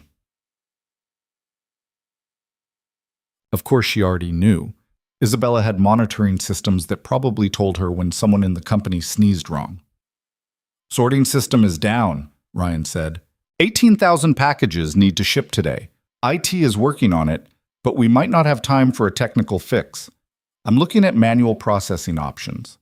Manual processing 18,000 packages in, he could hear her checking the time, 7 hours before the shipping deadline? It's not ideal. It's nearly impossible. Nearly isn't the same as completely. Ryan was surprised by the steadiness in his own voice. "I need to make some calls. I'll keep you updated." He hung up before she could respond, which was probably professionally suicidal, but he didn't have time for extended conversations. He called Jennifer back. "It says minimum 4 hours to fix," Jennifer reported, "which gives us maybe 3 hours to process everything manually if we want to make the deadline. How many people do you have on the floor right now?" 42. Ryan did rapid mental math. 18,000 packages, 3 hours, 42 people. That was roughly 143 packages per person per hour, or about 2.4 packages per minute per person, with no breaks, no errors, no slowdowns. Impossible. Unless... "Jennifer, what's the breakdown by destination?" "Hold on." He heard keyboard clicking. "About 60% is regional delivery. The other 40% is long haul. Can we prioritize the penalty contracts first? Which shipments have the biggest financial exposure if we miss deadline?" More clicking. "The regional delivery contracts. They've got the strictest SLAs. "Okay, here's what we're doing. Pull everyone off their regular duties. Everyone. Administrative staff, management, anyone with a pulse. Get them on the floor. We're going to manually process every package that has a penalty clause attached. The rest will delay and eat whatever minor fees come with that. Ryan, That's still over 10,000 packages in 3 hours with untrained people. Then we train them fast. You've got supervisors who know the manual sorting protocols, right? Yeah, but no buts. Get them teaching everyone else right now. Break people into teams. Assign each team a destination zone. Create an assembly line. I'm calling the other centers to see if we can pull additional support. He hung up and immediately called Marcus in Georgia. I need bodies, Ryan said bluntly. How many people can you spare for the rest of the day? Spare? Ryan, we're running our own operations here. I know, but Ohio is drowning, and if they go down, the whole company takes a hit. Can you send anyone? Marcus was quiet for a moment. I can probably free up 8 people, but it'll take them 3 hours to drive to Ohio, which defeats the purpose. What if they don't drive? What if we video conference them in? Video conference for manual package sorting? No. Video conference for support roles. They can handle data entry, label verification, shipping confirmation, all the administrative work that would otherwise pull floor workers away from physical sorting. Every person we keep on the floor is another 40 packages processed per hour. He could almost hear Marcus thinking, that might actually work. Yeah, okay. I'll get my people set up on video calls. What do you need from Nevada? Ryan called Thomas next, got another 6 people committed to remote support, then called Jennifer back with the plan. By the time he hung up, 20 minutes had passed and his hands were shaking slightly from adrenaline. His office door opened. Isabella walked in without knocking. Tell me you have a plan, she said. I have a plan. It involves working everyone past their limits, ignoring several safety regulations about maximum consecutive work hours, and praying nothing else goes wrong. Will it work? I don't know. Maybe. Ask me in 3 hours. Isabella studied him for a long moment. What do you need from me? Authorization to exceed overtime budgets, authorization to pull people from other centers, and probably authorization to violate about 6 different HR policies regarding work schedules. Done. What else? Pizza, Ryan said. If we're asking people to sort 10,000 packages by hand in 3 hours, the least we can do is feed them. Isabella almost smiled. I'll have catering sent to Ohio within the hour. Anything else? Yeah, stay off my phone for the next 3 hours unless something is actively on fire. This time she did smile, just slightly. Good luck, Mr. Cole. She left, and Ryan spent the next 2 hours coordinating what was essentially controlled chaos. He was on constant video conference with the Ohio floor, watching dozens of people who normally work desk jobs learning to read shipping labels and sort packages into regional zones. The Georgia and Nevada teams were on separate video feeds, processing digital paperwork at a pace that would have been impressive even under normal circumstances. It was messy. It was inefficient. People made mistakes. Packages got sent to wrong zones and had to be resorted. The tracking system kept glitching because it wasn't designed to handle this volume of manual entries. But it was working. Sort of. At hour 2, Jennifer called him directly. We're not going to make it. We're processing about 3,200 packages per hour. At this rate, we'll be short by at least 2,000. Ryan looked at the clock. 5 p.m. Deadline was 7 p.m. What if we extend the deadline? You can't extend a contractual deadline, Ryan. What if the shipping company extends their pickup window? They won't. They've got schedules to maintain. Ryan thought fast. What if we pay them to extend it? What would it cost to keep the trucks waiting an extra hour? I have no idea. Probably thousands, maybe tens of thousands, which is less than $2.3 million in penalties. Get me the shipping coordinator on the phone. 10 minutes later, Ryan was negotiating with a shipping company supervisor named Dale, who sounded deeply unimpressed by the situation. Mr. Cole, our trucks run on a schedule. We can't just sit around waiting because you folks had a technical problem. I understand that, Dale, and I'm prepared to compensate you for the delay. What would it cost to keep your trucks at our facility until 8 p.m. instead of 7? You're talking about overtime for drivers, rerouted schedules, delayed deliveries on the back end. Give me a number, Dale. A pause. $45,000. Ryan didn't hesitate. Done. Send me the paperwork and I'll have it approved within the hour. He hung up and immediately called Isabella. I just committed us to $45,000 in extended shipping fees. I know, Isabella said calmly. I was on the call. Finance flagged it for my approval. And I approved it, because $45,000 is significantly less than $2.3 million. Keep going.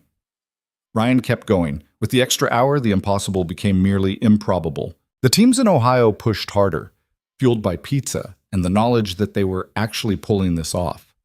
The remote teams from Georgia and Nevada kept processing digital paperwork without pause. Someone started playing music through the facility speakers, something upbeat and ridiculous, and people started working faster. At 7:47 p.m., Jennifer called.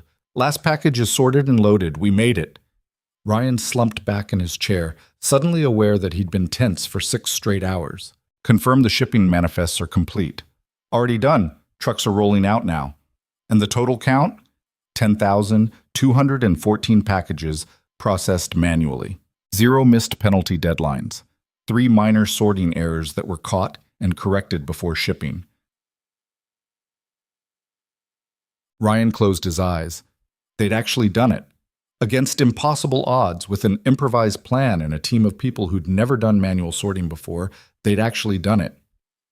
"Jennifer, tell your team they're incredible. Tell them I said that personally." "I will." "Ryan?" "Yeah?" That was some damn good crisis management. After he hung up, Ryan sat alone in his office for a few minutes, letting the adrenaline drain away. His phone buzzed with a text from Sophie.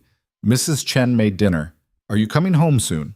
Guilt stabbed through him. He'd been so focused on the crisis that he hadn't even called to check on her. Some father he was. He texted back, "On my way now, bug. Sorry I'm late. Love you." He was packing up his things when Isabella appeared in his doorway again. "You saved us $2.3 million today," she said. "I spent $45,000 doing it. Net savings of $2,255,000. I'd call that a win." She stepped into his office. "That was impressive, Mr. Cole. You made decisions quickly, allocated resources efficiently, and didn't panic when the situation looked impossible. That's exactly the kind of leadership this company needs." Ryan shook his head. "I was terrified the entire time. I had no idea if the plan would work. But you made the plan anyway. That's what matters." Isabella paused. "There's going to be a company-wide email tomorrow crediting you with resolving the crisis. I wanted to give you advance warning in case you're not comfortable with that kind of attention." "I don't need credit. The teams did the actual work. The teams executed your plan. Take the credit, Mr. Cole. You earned it." She left, and Ryan drove home through city traffic, exhausted and wired at the same time. When he got to the apartment, Sophie was already in her pajamas, her purple cast now decorated with stickers and marker drawings. "Mrs. Chen said you were saving your company today," Sophie said, while they ate the dinner Mrs. Chen had left. "Something like that." "Did you save it?" "Yeah, Bug, I think I did." "Ma." Sophie smiled, the kind of uncomplicated smile that only children managed. "I knew you would. You always figure things out." Ryan wished he had her confidence, but maybe that was the point. Maybe the trick to surviving was to keep acting like you knew what you were doing until eventually it became true. The company-wide email went out the next morning, just like Isabella had promised. Ryan Cole, Senior Operations Manager, resolved a critical system failure through innovative resource allocation and decisive leadership, saving the company over $2 million in potential contract penalties. Please join me in recognizing his outstanding performance. Ryan's inbox immediately flooded with congratulatory messages from people he'd never met. His team sent a group email thanking him for trusting them to execute the plan. Even the CEO of the shipping company sent a note saying he was impressed with Ryan's negotiation skills and looked forward to continued partnership. But it was the message from Jennifer that meant the most. "You didn't just save packages yesterday. You showed 42 people that they are capable of more than they thought. That's real leadership." Over the next few weeks, something shifted in how people treated Ryan. The skepticism from his team faded. They started coming to him with problems instead of just reporting status updates. They asked for his input on process improvements. They trusted him, which was both gratifying and terrifying because it meant he couldn't afford to fail them. Marcus from Georgia called him one afternoon with a question about resource allocation. They talked through the problem for 20 minutes, and at the end Marcus said, "You know, when you first got hired, I thought Vaughn made a mistake. No offense. None taken. But you're good at this. You've got instincts that can't be taught. I'm glad you're here. Thanks, Marcus. That means a lot. At home, life was stabilizing in ways Ryan hadn't experienced in years. The first paycheck had cleared, enormous and surreal. He'd paid the landlord everything owed plus late fees. He'd paid down half the medical bills. He'd bought Sophie new shoes and a new backpack and a ridiculous stuffed animal she didn't need but wanted, and it felt incredible to say yes instead of explaining why the answer had to be no. Sophie's cast came off in early December, 6 weeks after the original break. Ryan took half a day off work to go to the appointment with her, and when the doctor confirmed that the bone had healed perfectly, Sophie had cried with relief. "Does it hurt?" Ryan asked on the drive home. "No, it just feels weird to move it again." Sophie flexed her arm experimentally. "Dad?" "Yeah, Bug?" "Are we going to be okay? Like really okay?" Ryan glanced at her. She was looking out the window, trying to sound casual, but failing. "Yeah," he said. "I think we are." "Why?" "I don't know. I keep waiting for something bad to happen. Like maybe this is all temporary, and we're going to lose everything again." Ryan's chest ached. Sophie was 9 years old, and she'd learned to expect disaster because disaster was all she'd known for 3 years. "Listen to me," he said firmly. "Bad things might still happen sometimes. That's life. But we're not going to lose everything again. I have a good job now. We have health insurance. We have savings building up. We're stable, Sophie. I know it's hard to trust that after everything we've been through, but it's real. This is real." Sophie nodded slowly. "Okay, I'm going to try to believe that. That's all I'm asking." Arski. That night, Ryan got a call from Isabella. Not a text, an actual phone call, which was unusual. "Mr. Cole, do you have a moment?" "Of course. What's going on?" "I wanted to discuss something with you in person, but I'm traveling until next week and this can't wait. I'm promoting you to Director of Operations. You'd be overseeing all domestic distribution centers, reporting directly to me. The salary increase is $45,000 annually, and you'd have expanded authority over strategic planning and resource allocation." Ryan sat down on the couch, processing. Director of Operations, $175,000 a year. 4 months ago, he'd been facing eviction. "Ms. Vaughn, I don't know what to say." "Say yes or no, Mr. Cole. I don't believe in wasting time on false modesty." "Yes, absolutely yes." "Thank you." "Don't thank me. You've earned this. I'll have HR send over the paperwork Monday." "Congratulations, Mr. Cole." She hung up, and Ryan sat there in his living room, staring at his phone, trying to comprehend how completely his life had changed in such a short time. Sophie emerged from her bedroom in her pajamas. "Who was that? Boo?" "My boss. She just promoted me." Sophie's eyes went wide. "Does that mean more money?" "Yeah, Bug. A lot more money." Sophie processed this for a moment, then very seriously. "Can we get a Christmas tree this year? A real one?" Was. Ryan felt his throat tighten. Last Christmas, they'd skipped the tree because he couldn't afford it. The Christmas before that, Sophie's mother had just died and they'd skipped it because neither of them could bear to celebrate. Sophie hadn't complained, hadn't asked for anything, had just quietly accepted that Christmas wasn't for them anymore. "Yeah," Ryan said. "We can get a real tree. The biggest one we can fit in this apartment." Sophie smiled, truly smiled, and threw her arms around him. Ryan held her close, his daughter who'd been through too much, who'd learned to expect too little, who was finally getting to be a kid again. They got the tree the following weekend, a 6-foot Douglas fir that barely fit through the door. They spent hours decorating it with cheap ornaments from the discount store and lights that worked intermittently. It was imperfect and slightly lopsided, and it was the most beautiful thing Ryan had seen in years. On Monday, the promotion paperwork arrived. Ryan signed everything, sent it back to HR, and officially became Director of Operations at Vaughn Global Logistics. His first meeting in the new role was with Isabella and the executive leadership team, discussing expansion plans into international markets. Ryan sat at the conference table, surrounded by people with MBAs from prestigious schools and decades of experience, and he contributed ideas about logistical challenges in emerging markets based on his understanding of how systems broke down under pressure. The chief financial officer nodded thoughtfully at one of his points.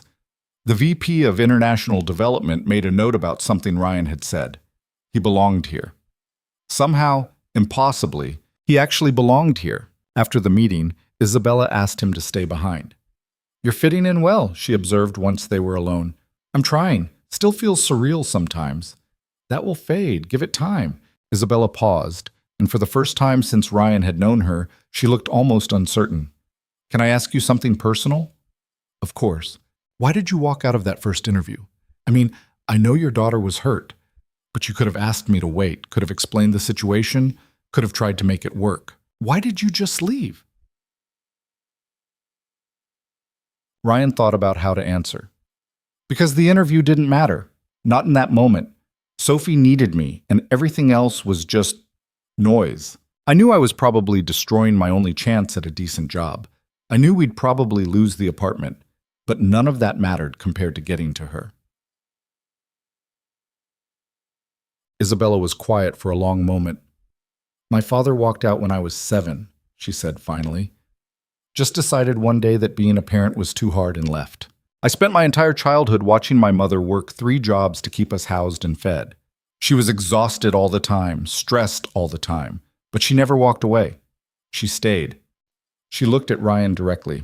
"When you walked out of that interview, I saw someone who understood what it meant to stay, to choose the hard thing because it was the right thing, and I thought that if I ever had a company worth running, I wanted it to be filled with people like that. People who understood what actually mattered." Ryan didn't know what to say. Isabella Vaughn didn't do vulnerability, didn't share personal history, didn't explain herself to employees. "Thank you for telling me that," he said quietly. "Don't make me regret it, Mr. Cole." She smiled just slightly, and Ryan knew he'd just been given something rare. A glimpse of the person behind the CEO, the daughter of a single mother who'd built an empire to prove that the people who left were wrong. "I won't," Ryan promised. And he meant it. Christmas came 2 weeks later. Ryan took 3 days off work, the first vacation time he'd used in 4 years. He and Sophie spent Christmas Eve building a gingerbread house that collapsed twice before they gave up and just ate the pieces. On Christmas morning, Sophie opened presents, actual presents, not just one gift from the thrift store. And her joy was so pure and uncomplicated that Ryan had to step into the kitchen to compose himself. They'd survived. Against every odd, through every crisis, they'd actually survived. And somewhere in the process of surviving, they'd started living again. Ryan's phone buzzed with a text from Isabella. "Merry Christmas, Mr. Cole. Enjoy your time with your daughter." He texted back, "Merry Christmas, Miss Vaughn. Thank you for everything." 3 dots appeared, then disappeared, then, "You did this yourself. I just gave you the opportunity." Ryan looked at Sophie, who was trying to figure out how to work the new tablet he'd bought her, her face scrunched in concentration. He thought about the desperate man who'd walked out of an interview 4 months ago, convinced he was destroying his last chance at salvation. He thought about the billionaire CEO who'd looked past his resume and seen something worth investing in. Maybe they were both right. Maybe he'd done it himself, but maybe he'd needed someone to believe in him first. Either way, he was done looking backward, done dwelling on everything he'd lost, everything that had gone wrong, everything he'd failed at. He was here now. He had his daughter, he had his job, he had a future that looked nothing like the past. And that was enough. 6 months after Christmas, Ryan stood in the conference room on the 22nd floor of Vaughn Global Logistics, looking out at a view that still didn't feel like it belonged to him. The executive leadership team was gathering for the quarterly review meeting, and for the first time in his career, Ryan was presenting the keynote report on operational efficiency across all domestic centers. He'd been director of operations for half a year now, and the imposter syndrome still hit him at unexpected moments. Like right now, watching senior executives file in with their expensive suits and casual confidence, while Ryan wore a shirt he'd bought on sale and carried a presentation he'd rehearsed 17 times in his apartment. "Nervous?" Isabella appeared beside him, holding 2 cups of coffee. She handed him one. "Terrified," Ryan admitted. "Good. Complacency kills companies. Fear keeps you sharp." She took a sip of her coffee. "You know your material. You've got the numbers to back up every recommendation. Trust yourself." Easy for her to say. Isabella Vaughn had probably never doubted herself in her entire life. The meeting started at 9. Ryan presented the quarterly performance metrics, the efficiency improvements implemented across 6 distribution centers, the cost savings from the new routing algorithm his team had developed. He fielded questions from the CFO about budget projections, from the VP of technology about system integration challenges, from the head of HR about workforce retention strategies. An hour later, when he finished and sat down, Isabella nodded at him with something that might have been approval. "Outstanding work, Mr. Cole," the CFO said. "The operational improvements you've implemented have exceeded our projections by 18%. That's remarkable given the timeline." "It's not just me," Ryan said. "I've got incredible teams across all the centers. They're the ones doing the actual work. But you're the one giving them direction," Isabella said. "Take the compliment, Mr. Cole." After the meeting ended, Isabella asked Ryan to stay behind again. This was becoming a pattern. These private conversations that felt less like boss-employee interactions and more like something Ryan couldn't quite define. "I'm expanding operations into Southeast Asia," Isabella said without preamble. "Thailand, Vietnam, Malaysia. It's going to be our biggest international growth initiative to date. I need someone I trust to lead the integration of those new centers into our existing logistics network." Ryan's pulse quickened. "That's a massive undertaking." "Yes, which is why I'm offering you the position of Vice President of International Operations. You'd be responsible for coordinating all overseas distribution centers, managing relationships with foreign partners, and ensuring our international operations meet the same standards as domestic. Salary would be $240,000 annually, plus performance bonuses that could add another $50,000 to $80,000. Ryan sat down hard. VP of International Operations, $250,000 a year. A year ago, he'd been counting pennies to buy generic cereal. "Miss Vaughn, I don't have international experience. I've never even been outside the country except for one trip to Canada in college. There are people in this company with decades of global logistics experience who would be better suited for this role." "There are people with more experience," Isabella agreed. "But experience isn't the same as judgment. I need someone who can make difficult decisions under pressure, who understands that systems are only as strong as the people running them, who won't sacrifice quality for convenience. You've proven you're that person." She leaned forward slightly. "I'm not offering you this position because I feel sorry for you, Mr. Cole. I'm offering it because you're the best person for the job. But I need to know you're ready for this level of responsibility. Are you?" Ryan thought about Sophie, who was thriving now, who brought home straight A's and had friends, and had stopped looking at him with worry in her eyes. He thought about the apartment they'd upgraded to 3 months ago, the one with 2 actual bedrooms and no water dripping in the walls. He thought about the savings account that was growing, the medical bills that were paid, the stability they'd built together. He thought about the man he'd been a year ago, desperate and drowning, and the man he was becoming. "Yes," he said. "I'm ready." Isabella smiled, genuinely smiled, and extended her hand. "Welcome to the executive team, Mr. Cole." The news went public the next day. Ryan's inbox flooded again, this time with messages from people across the company, from industry contacts, from recruiters who suddenly thought he was worth poaching. His team sent a group email that was equal parts congratulatory and mournful because they were losing him to the international division. Jennifer called him directly. "VP of International Operations. Ryan, that's incredible. You deserve this." "I'm going to miss working with you," Ryan said honestly. "You've been the best regional manager I could have asked for. You made me better at my job. You trusted us to do the work and supported us when things got hard. That's rare." Jennifer paused. "Can I ask you something?" "Of course." "How did you do it? Go from barely getting hired to VP in less than a year?" Ryan thought about the question. "I don't know if I have a good answer. I just kept showing up, kept trying to solve whatever problem was in front of me, kept asking for help when I needed it. I guess eventually that added up to something." "I think it's more than that," Jennifer said. "I think you understand something most people don't. You know what it's like to have everything fall apart, so you fight harder to hold things together. That matters." After they hung up, Ryan sat in his new office, the one on the executive floor with the better view, and the door that closed and the nameplate that read Ryan Cole, Vice President of International Operations. He pulled out his phone and called Sophie's school. "Hi, this is Ryan Cole, Sophie's father. I wanted to let you know I'll be picking her up today instead of her going to after-school program."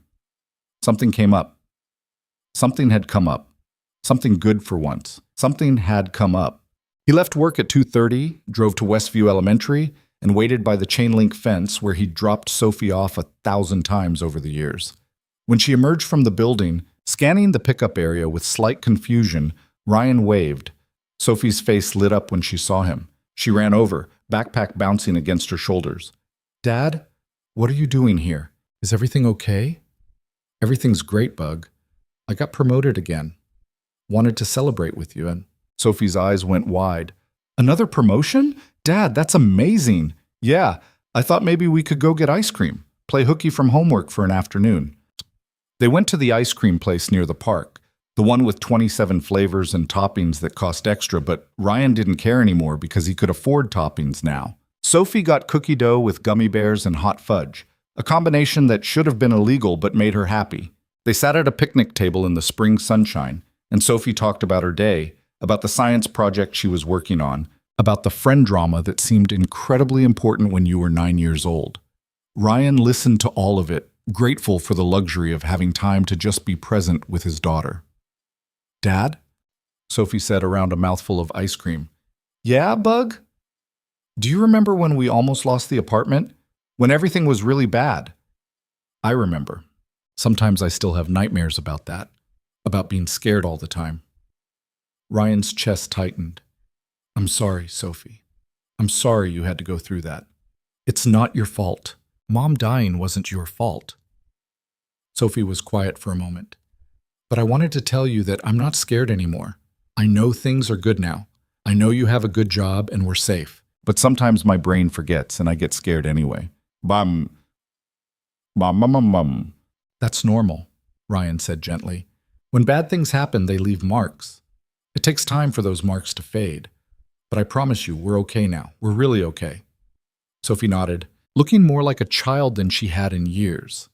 "I believe you." They finished their ice cream and went to the park, where Sophie climbed on the same monkey bars she'd fallen from a year ago.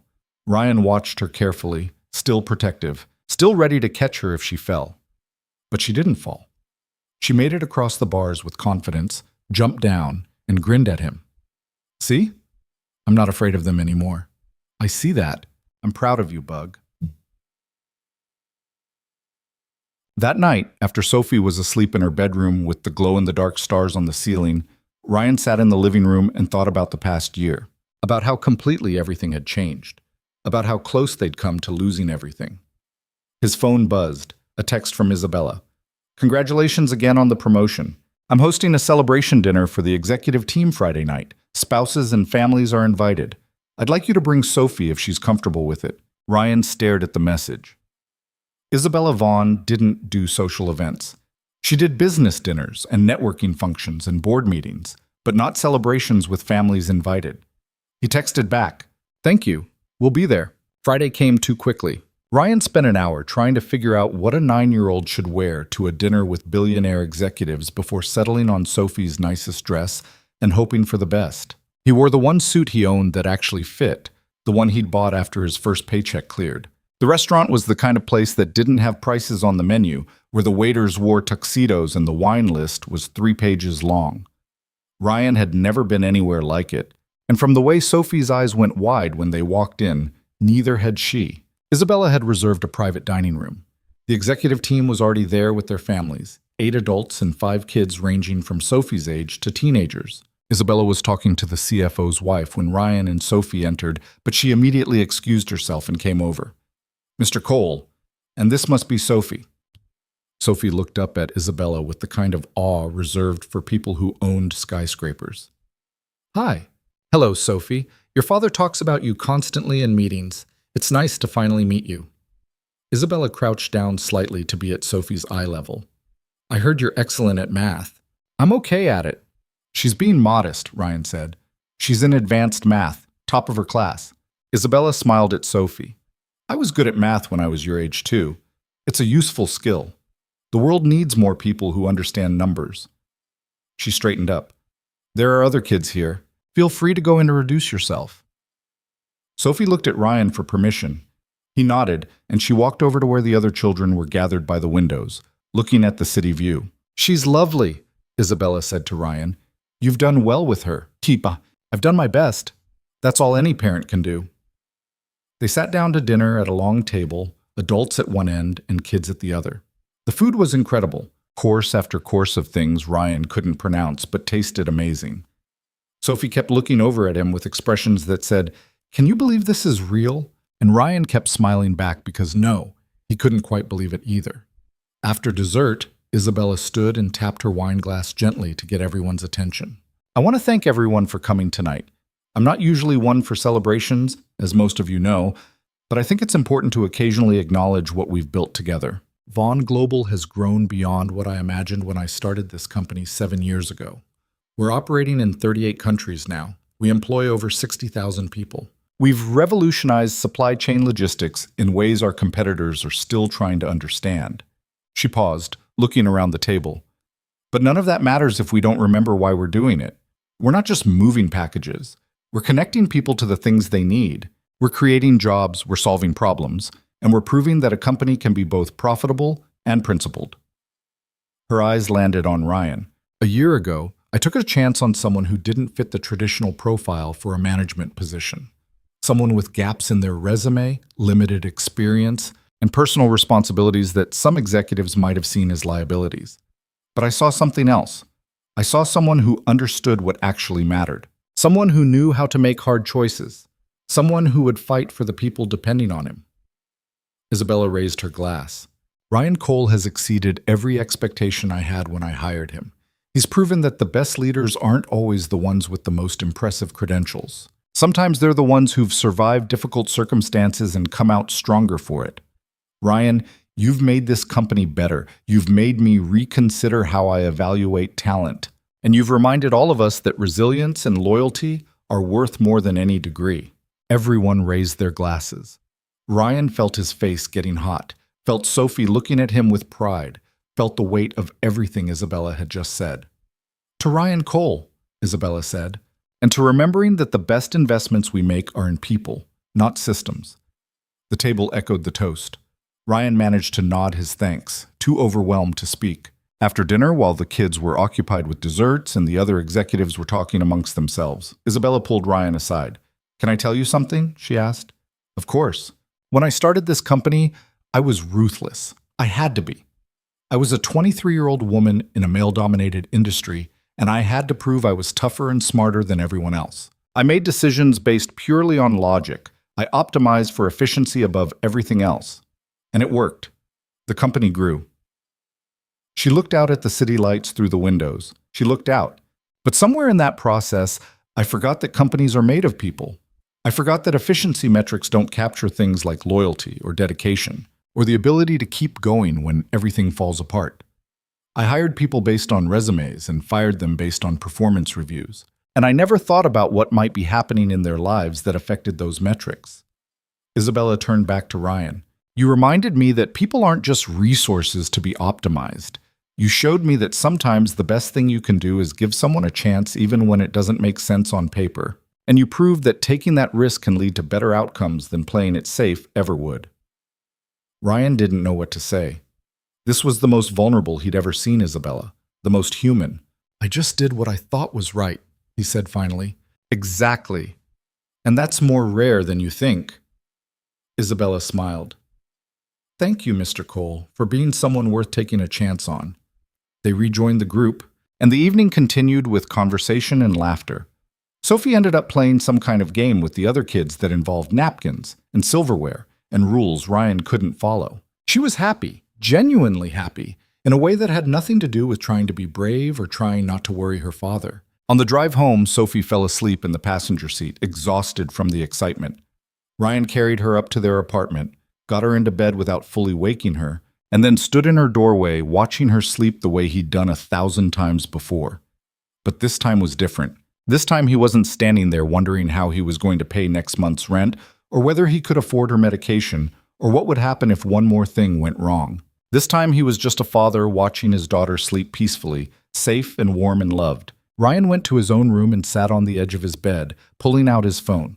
He opened his photos and scrolled back to a year ago, to the pictures from when Sophie had broken her arm. There was one of her in the hospital bed trying to smile through tears, her arm at that terrible angle. There was one of the eviction notice on the kitchen table. There was one of the Honda with the check engine light glowing on the dashboard. He looked at those pictures for a long time, remembering what it felt like to live in that constant state of crisis. Remembering the fear, the exhaustion, the certainty that he was failing as a father and failing at life. Then he looked around his current bedroom in an apartment with 2 bedrooms and functioning plumbing and neighbors who weren't dealing drugs in the hallway. He thought about the promotion, the salary, the health insurance, the savings account that had enough money in it to survive emergencies. He thought about Sophie sleeping peacefully in the next room, no longer carrying the weight of their financial stress on her 9-year-old shoulders. They'd made it. Against impossible odds, through devastating loss, past countless moments where everything could have fallen apart completely, they'd actually made it to the other side. Ryan's phone buzzed with a text. It was from Jennifer. Saw the announcement about your promotion on LinkedIn. You deserve this more than anyone I know. Don't forget about us regular people when you're running the whole company someday. He smiled and texted back. I could never forget the team that taught me everything I know. Thank you for believing in me. More messages came in over the next hour. From Marcus in Georgia, from Thomas in Nevada, from people Ryan had worked with across the company. All of them variations on the same theme. You earned this, you deserve this, we're proud of you. Ryan read every single one, and for the first time in his adult life, he allowed himself to believe they might be right. The following Monday, Ryan started his new role as VP of International Operations. The learning curve was steep, the challenges complex, the pressure intense. He made mistakes, struggled with language barriers and time zone coordination, stayed late more nights than he wanted to. But he figured it out. The same way he'd figured out everything else, by asking questions, by trusting his instincts, by surrounding himself with people who knew more than he did and actually listening to them. 3 months into the new role, Ryan was in a video conference with the team in Thailand when Sophie called. He excused himself and answered, Hey, Bug, what's up? Is everything okay? Oh, everything's fine. I just wanted to tell you that I got picked to represent our school in the regional math competition. It's in 6 weeks. Ryan grinned. Sophie, that's incredible. I'm so proud of you. Will you be able to come watch? Of course I'll be there. I wouldn't miss it for anything. Promise? Promise. 6 weeks later, Ryan sat in the audience of a high school auditorium, watching Sophie compete against students from 15 different schools. She was calm, focused, working through problems with the kind of confidence that came from genuinely understanding the material. She didn't win. She placed 4th, which was still impressive given that she was competing against kids 2 years older. When they announced the results, Ryan watched Sophie's face carefully, worried she'd be disappointed, but Sophie just shrugged and smiled. 4th place is pretty good, she said when she found him afterward. I learned a lot. I'll do better next year. That was when Ryan knew, really knew, that she was going to be okay. That they were both going to be okay. A month after the math competition, Isabella called Ryan into her office. This time she looked almost nervous, which was unusual enough to make Ryan worried. Is everything all right? He asked. Everything's fine. I wanted to discuss something with you. A proposal. Okay, Iko. Isabella stood, walked to the window, then turned back to face him. I've been thinking about succession planning. Not because I'm planning to step down soon, but because smart leaders prepare for the future. I need someone who can eventually take over as CEO when I'm ready to transition. Someone who understands this company's values, who knows how to lead with integrity, who won't sacrifice our principles for short-term profits. She paused. I think that person could be you, Mr. Cole. But it would require additional training, mentorship, exposure to different aspects of the business. It would mean more responsibility, more pressure, more time away from your daughter occasionally. I need to know if that's something you'd be interested in before I start investing in that development path. Ryan sat down, processing. Succession planning. Future CEO. Isabella Vaughn was talking about him potentially running a billion-dollar company someday. Why me? He asked. You have executives with decades of experience, with business degrees from prestigious schools, with track records in executive leadership. Mom assisi. Because I don't want someone who knows how to run a company by the book, Isabella said. I want someone who understands that companies are built by people, for people. Someone who remembers what it's like to struggle. Someone who will make decisions based on what's right, not just what's profitable. She sat down across from him. You've been through hell, Mr. Cole. You've lost everything and rebuilt from nothing. You know what it's like to be desperate, to feel like the system is rigged against you, to wonder if hard work even matters anymore. And you still chose to keep fighting. That's the kind of leader this company needs. That's the kind of leader the world needs. Ryan thought about Sophie, about the life they'd built together, about the stability they'd finally achieved.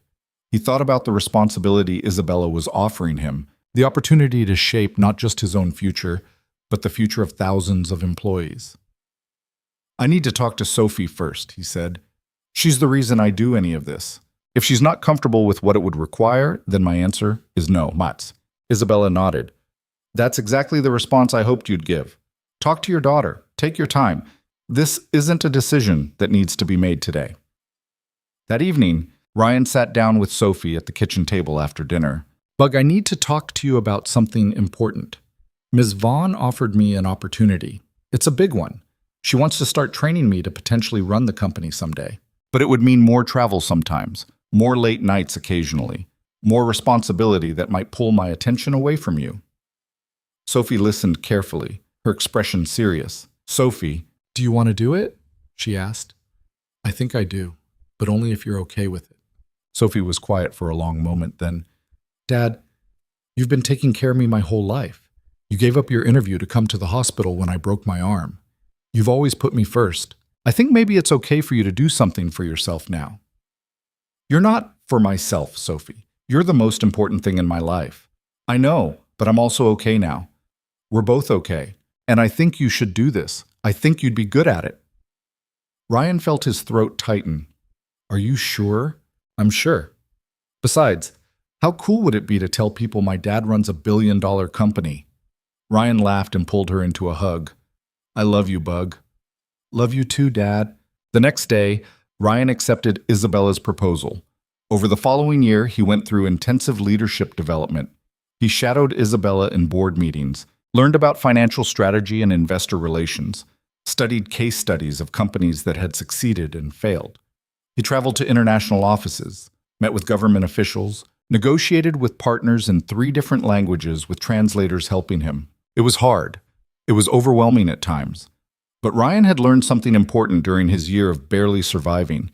He was capable of far more than he'd ever given himself credit for. And when things got difficult, he remembered what it felt like to face eviction with $56 in the bank, and suddenly, corporate challenges didn't seem quite so impossible. Sophie turned 11, then 12. She joined the robotics club and discovered a talent for programming. She made friends, went to birthday parties, complained about homework like a normal kid, instead of worrying about whether they could afford groceries. Ryan kept climbing. He became executive vice president, then chief operating officer.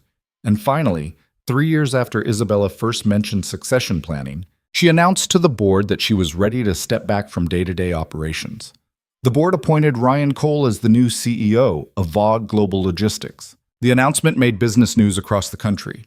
Trade publications ran profiles on the single father who'd gone from unemployment to CEO in 4 years. Isabella gave interviews about the importance of identifying unconventional talent and taking risks on people who didn't fit traditional molds. Ryan gave exactly 1 interview to a business magazine that asked him about his journey. What's the most important lesson you learned? The interviewer asked. Ryan thought about the question carefully. I learned that your worst moments don't define you unless you let them. I was unemployed, drowning in debt, about to be evicted with an 8-year-old daughter depending on me. I could have given up. A lot of people in that situation do give up, and I don't blame them because it's exhausting to keep fighting when everything keeps falling apart. He paused. But I also learned that sometimes all you need is one person who's willing to take a chance on you. Isabella Vaughn saw something in me that I didn't see in myself. She gave me an opportunity when she had no logical reason to, and that changed everything. So I guess the lesson is this. If you're struggling, keep fighting. You never know when someone's going to open a door for you. And if you're in a position to open doors for other people, do it. Take the risk. Bet on people who are hungry and loyal and resilient, even if they don't have perfect resumes. Because those are the people who will change your company and maybe change the world. 1. The interview ran with a photo of Ryan in his office, looking out at the city the same way Isabella had done for years. 6 months into his tenure as CEO, Ryan implemented a new hiring initiative. The company would actively recruit people with employment gaps, single parents, individuals who'd faced financial hardship. They'd provide additional training and support, flexible schedules, and pathways to advancement that didn't require traditional credentials. The board was skeptical. Ryan pushed it through anyway. Within a year, the program had hired over 200 people who would have been automatically rejected under traditional screening criteria. The retention rate for these employees was higher than the company average. Their performance metrics were exceptional, and the program generated positive press coverage that strengthened the company's reputation. At a board meeting where Ryan presented the results, one of the directors shook his head in amazement. "You proved us wrong, Cole. I didn't think this would work, but you understood something we didn't." "What's that?" Ryan asked. "That the best employees aren't always the ones who've had it easy. Sometimes they're the ones who've had to fight for everything and know what it means to be given a real chance." Ryan thought about himself 4 years ago, sitting in Isabella's conference room, his phone ringing with news that his daughter was hurt, making the choice to leave everything behind without hesitation. "Yeah," he said quietly. "Sometimes that's exactly who they are."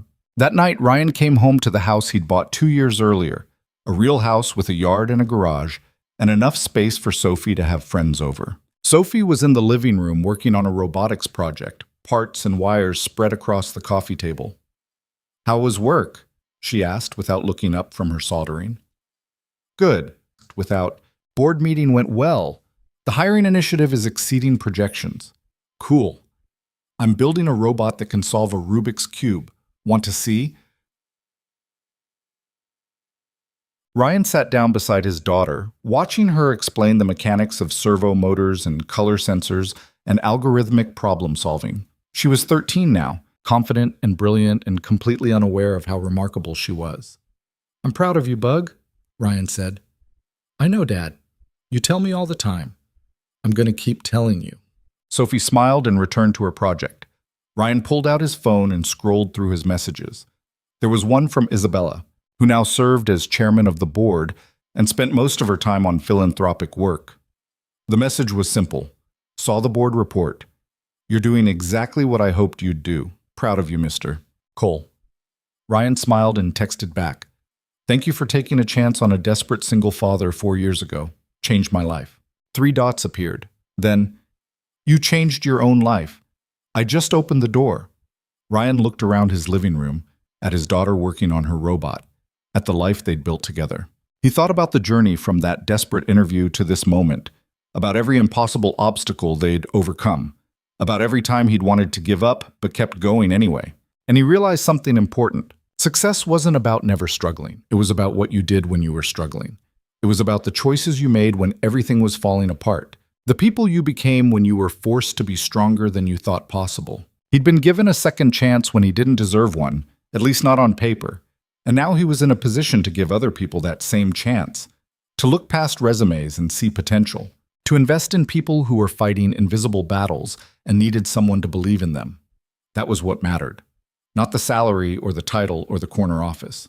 What mattered was using whatever power you had to make things better for people who were where you used to be, drowning and desperate and convinced there was no way out. Because there was always a way out. Sometimes you just needed someone to help you find it. Ryan Cole, CEO of Vaughn Global Logistics, sat in his living room on an ordinary Tuesday evening, watching his daughter build a robot, and felt something he hadn't felt in the years of struggle and survival. He felt at peace, not because everything was perfect. Life was never perfect. There were still challenges at work, still difficult decisions to make, still moments when doubt crept in. But he'd learned that peace didn't come from having everything figured out.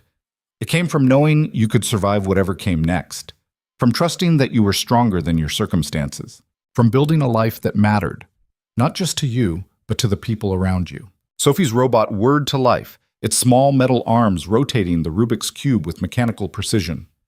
"It works!" Sophie exclaimed. "Dad, look, it actually works!"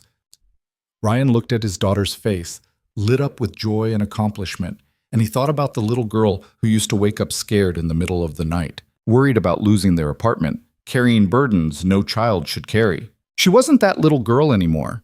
She was confident and curious and convinced she could solve any problem if she had the right tools and enough time. And maybe that was the real lesson in all of this. Maybe the point wasn't just surviving. Maybe the point was showing the people who depended on you that survival was possible, that things could get better, that the darkest moments didn't have to be permanent. Maybe the point was becoming someone who opened doors for other people the way someone had once opened a door for you. Ryan stood and walked to Sophie's room, where a photo still hung on the wall from 3 years ago. It was from the math competition where she'd placed 4th. She was holding her ribbon, smiling, proud of what she'd accomplished, even though she hadn't won. Next to it was a newer photo from last month, Sophie and her robotics team holding a first-place trophy from a regional competition. Both photos mattered. The 4th place and the 1st place, the struggling and the succeeding. Because you didn't get to the 2nd photo without going through the 1st one. Ryan's phone buzzed with a text from one of the new hires from the alternative recruitment program. "Mr. Cole, I just wanted to thank you. 6 months ago, I was living in my car with my kid. Your program gave me a chance when nobody else would. I'm supporting my family now. My daughter has her own room. We're okay. Thank you for seeing something in me worth investing in." Ryan read the message twice, feeling the weight of it settle in his chest. He texted back, "You did the hard part. I just opened the door. Keep going. You've got this." And he meant it, because he knew better than anyone that the hardest battles were the ones nobody saw. The quiet desperation of trying to provide for your kid when the system seemed designed to keep you down. The exhaustion of staying strong when everything in you wanted to break. But he also knew that those battles could be won, that sometimes all it took was one person willing to look past the surface and see the fighter underneath. Ryan Cole had been that fighter once, and now he spent his days looking for others like him, people who just needed someone to believe in them long enough for them to start believing in themselves. It wasn't a perfect system. It didn't save everyone, but it saved some, and some was better than none. That night, after Sophie went to bed, Ryan sat at his desk and wrote an email to the entire company. The subject line read, "What we're really building here." The message was simple. 4 years ago, I walked into this company as a desperate single father facing eviction. I had gaps in my resume, debt I couldn't pay, and every reason to be rejected. Isabella Vaughn hired me anyway. Not because my credentials were impressive, but because she believed that resilience and loyalty mattered more than pedigree. That decision changed my life. More importantly, it changed my daughter's life. I'm writing this because I want everyone in this company to understand what we're really building here. We're not just a logistics company. We're not just moving packages from point A to point B. We're creating opportunities for people who deserve a chance. We're proving that success doesn't require privilege, just perseverance. If you're reading this and you're struggling, I want you to know that I see you. I was you. And I'm here to tell you that it gets better. Keep fighting, keep showing up. Keep doing your best even when your best doesn't feel like enough. And if you're reading this from a position of power, I want to challenge you. Look for the people who don't fit the mold. Find the single parents, the career changers, the people with gaps in their resumes and fire in their hearts. Give them a shot. You might be surprised by what they become. This company exists because someone took a chance on me. I'm committed to taking chances on others. That's not charity. That's smart business. Because the people who've survived the hardest battles are often the ones who build the strongest foundations. Thank you for being part of this journey. Ryan Cole, CEO, Vaughn Global Logistics.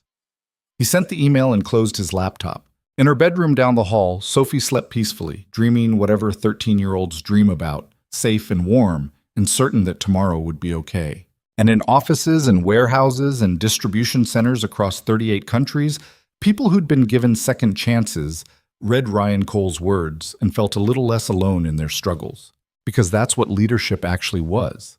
Not making the perfect decisions, not having all the answers, just being honest about your own journey and using whatever power you had to help others along theirs. Ryan Cole had learned that lesson the hard way, and hospital waiting rooms and eviction notices and desperate interviews he'd walked away from. And now he spent every day trying to make sure other people didn't have to learn it quite so painfully. That was enough. More than enough. That was everything.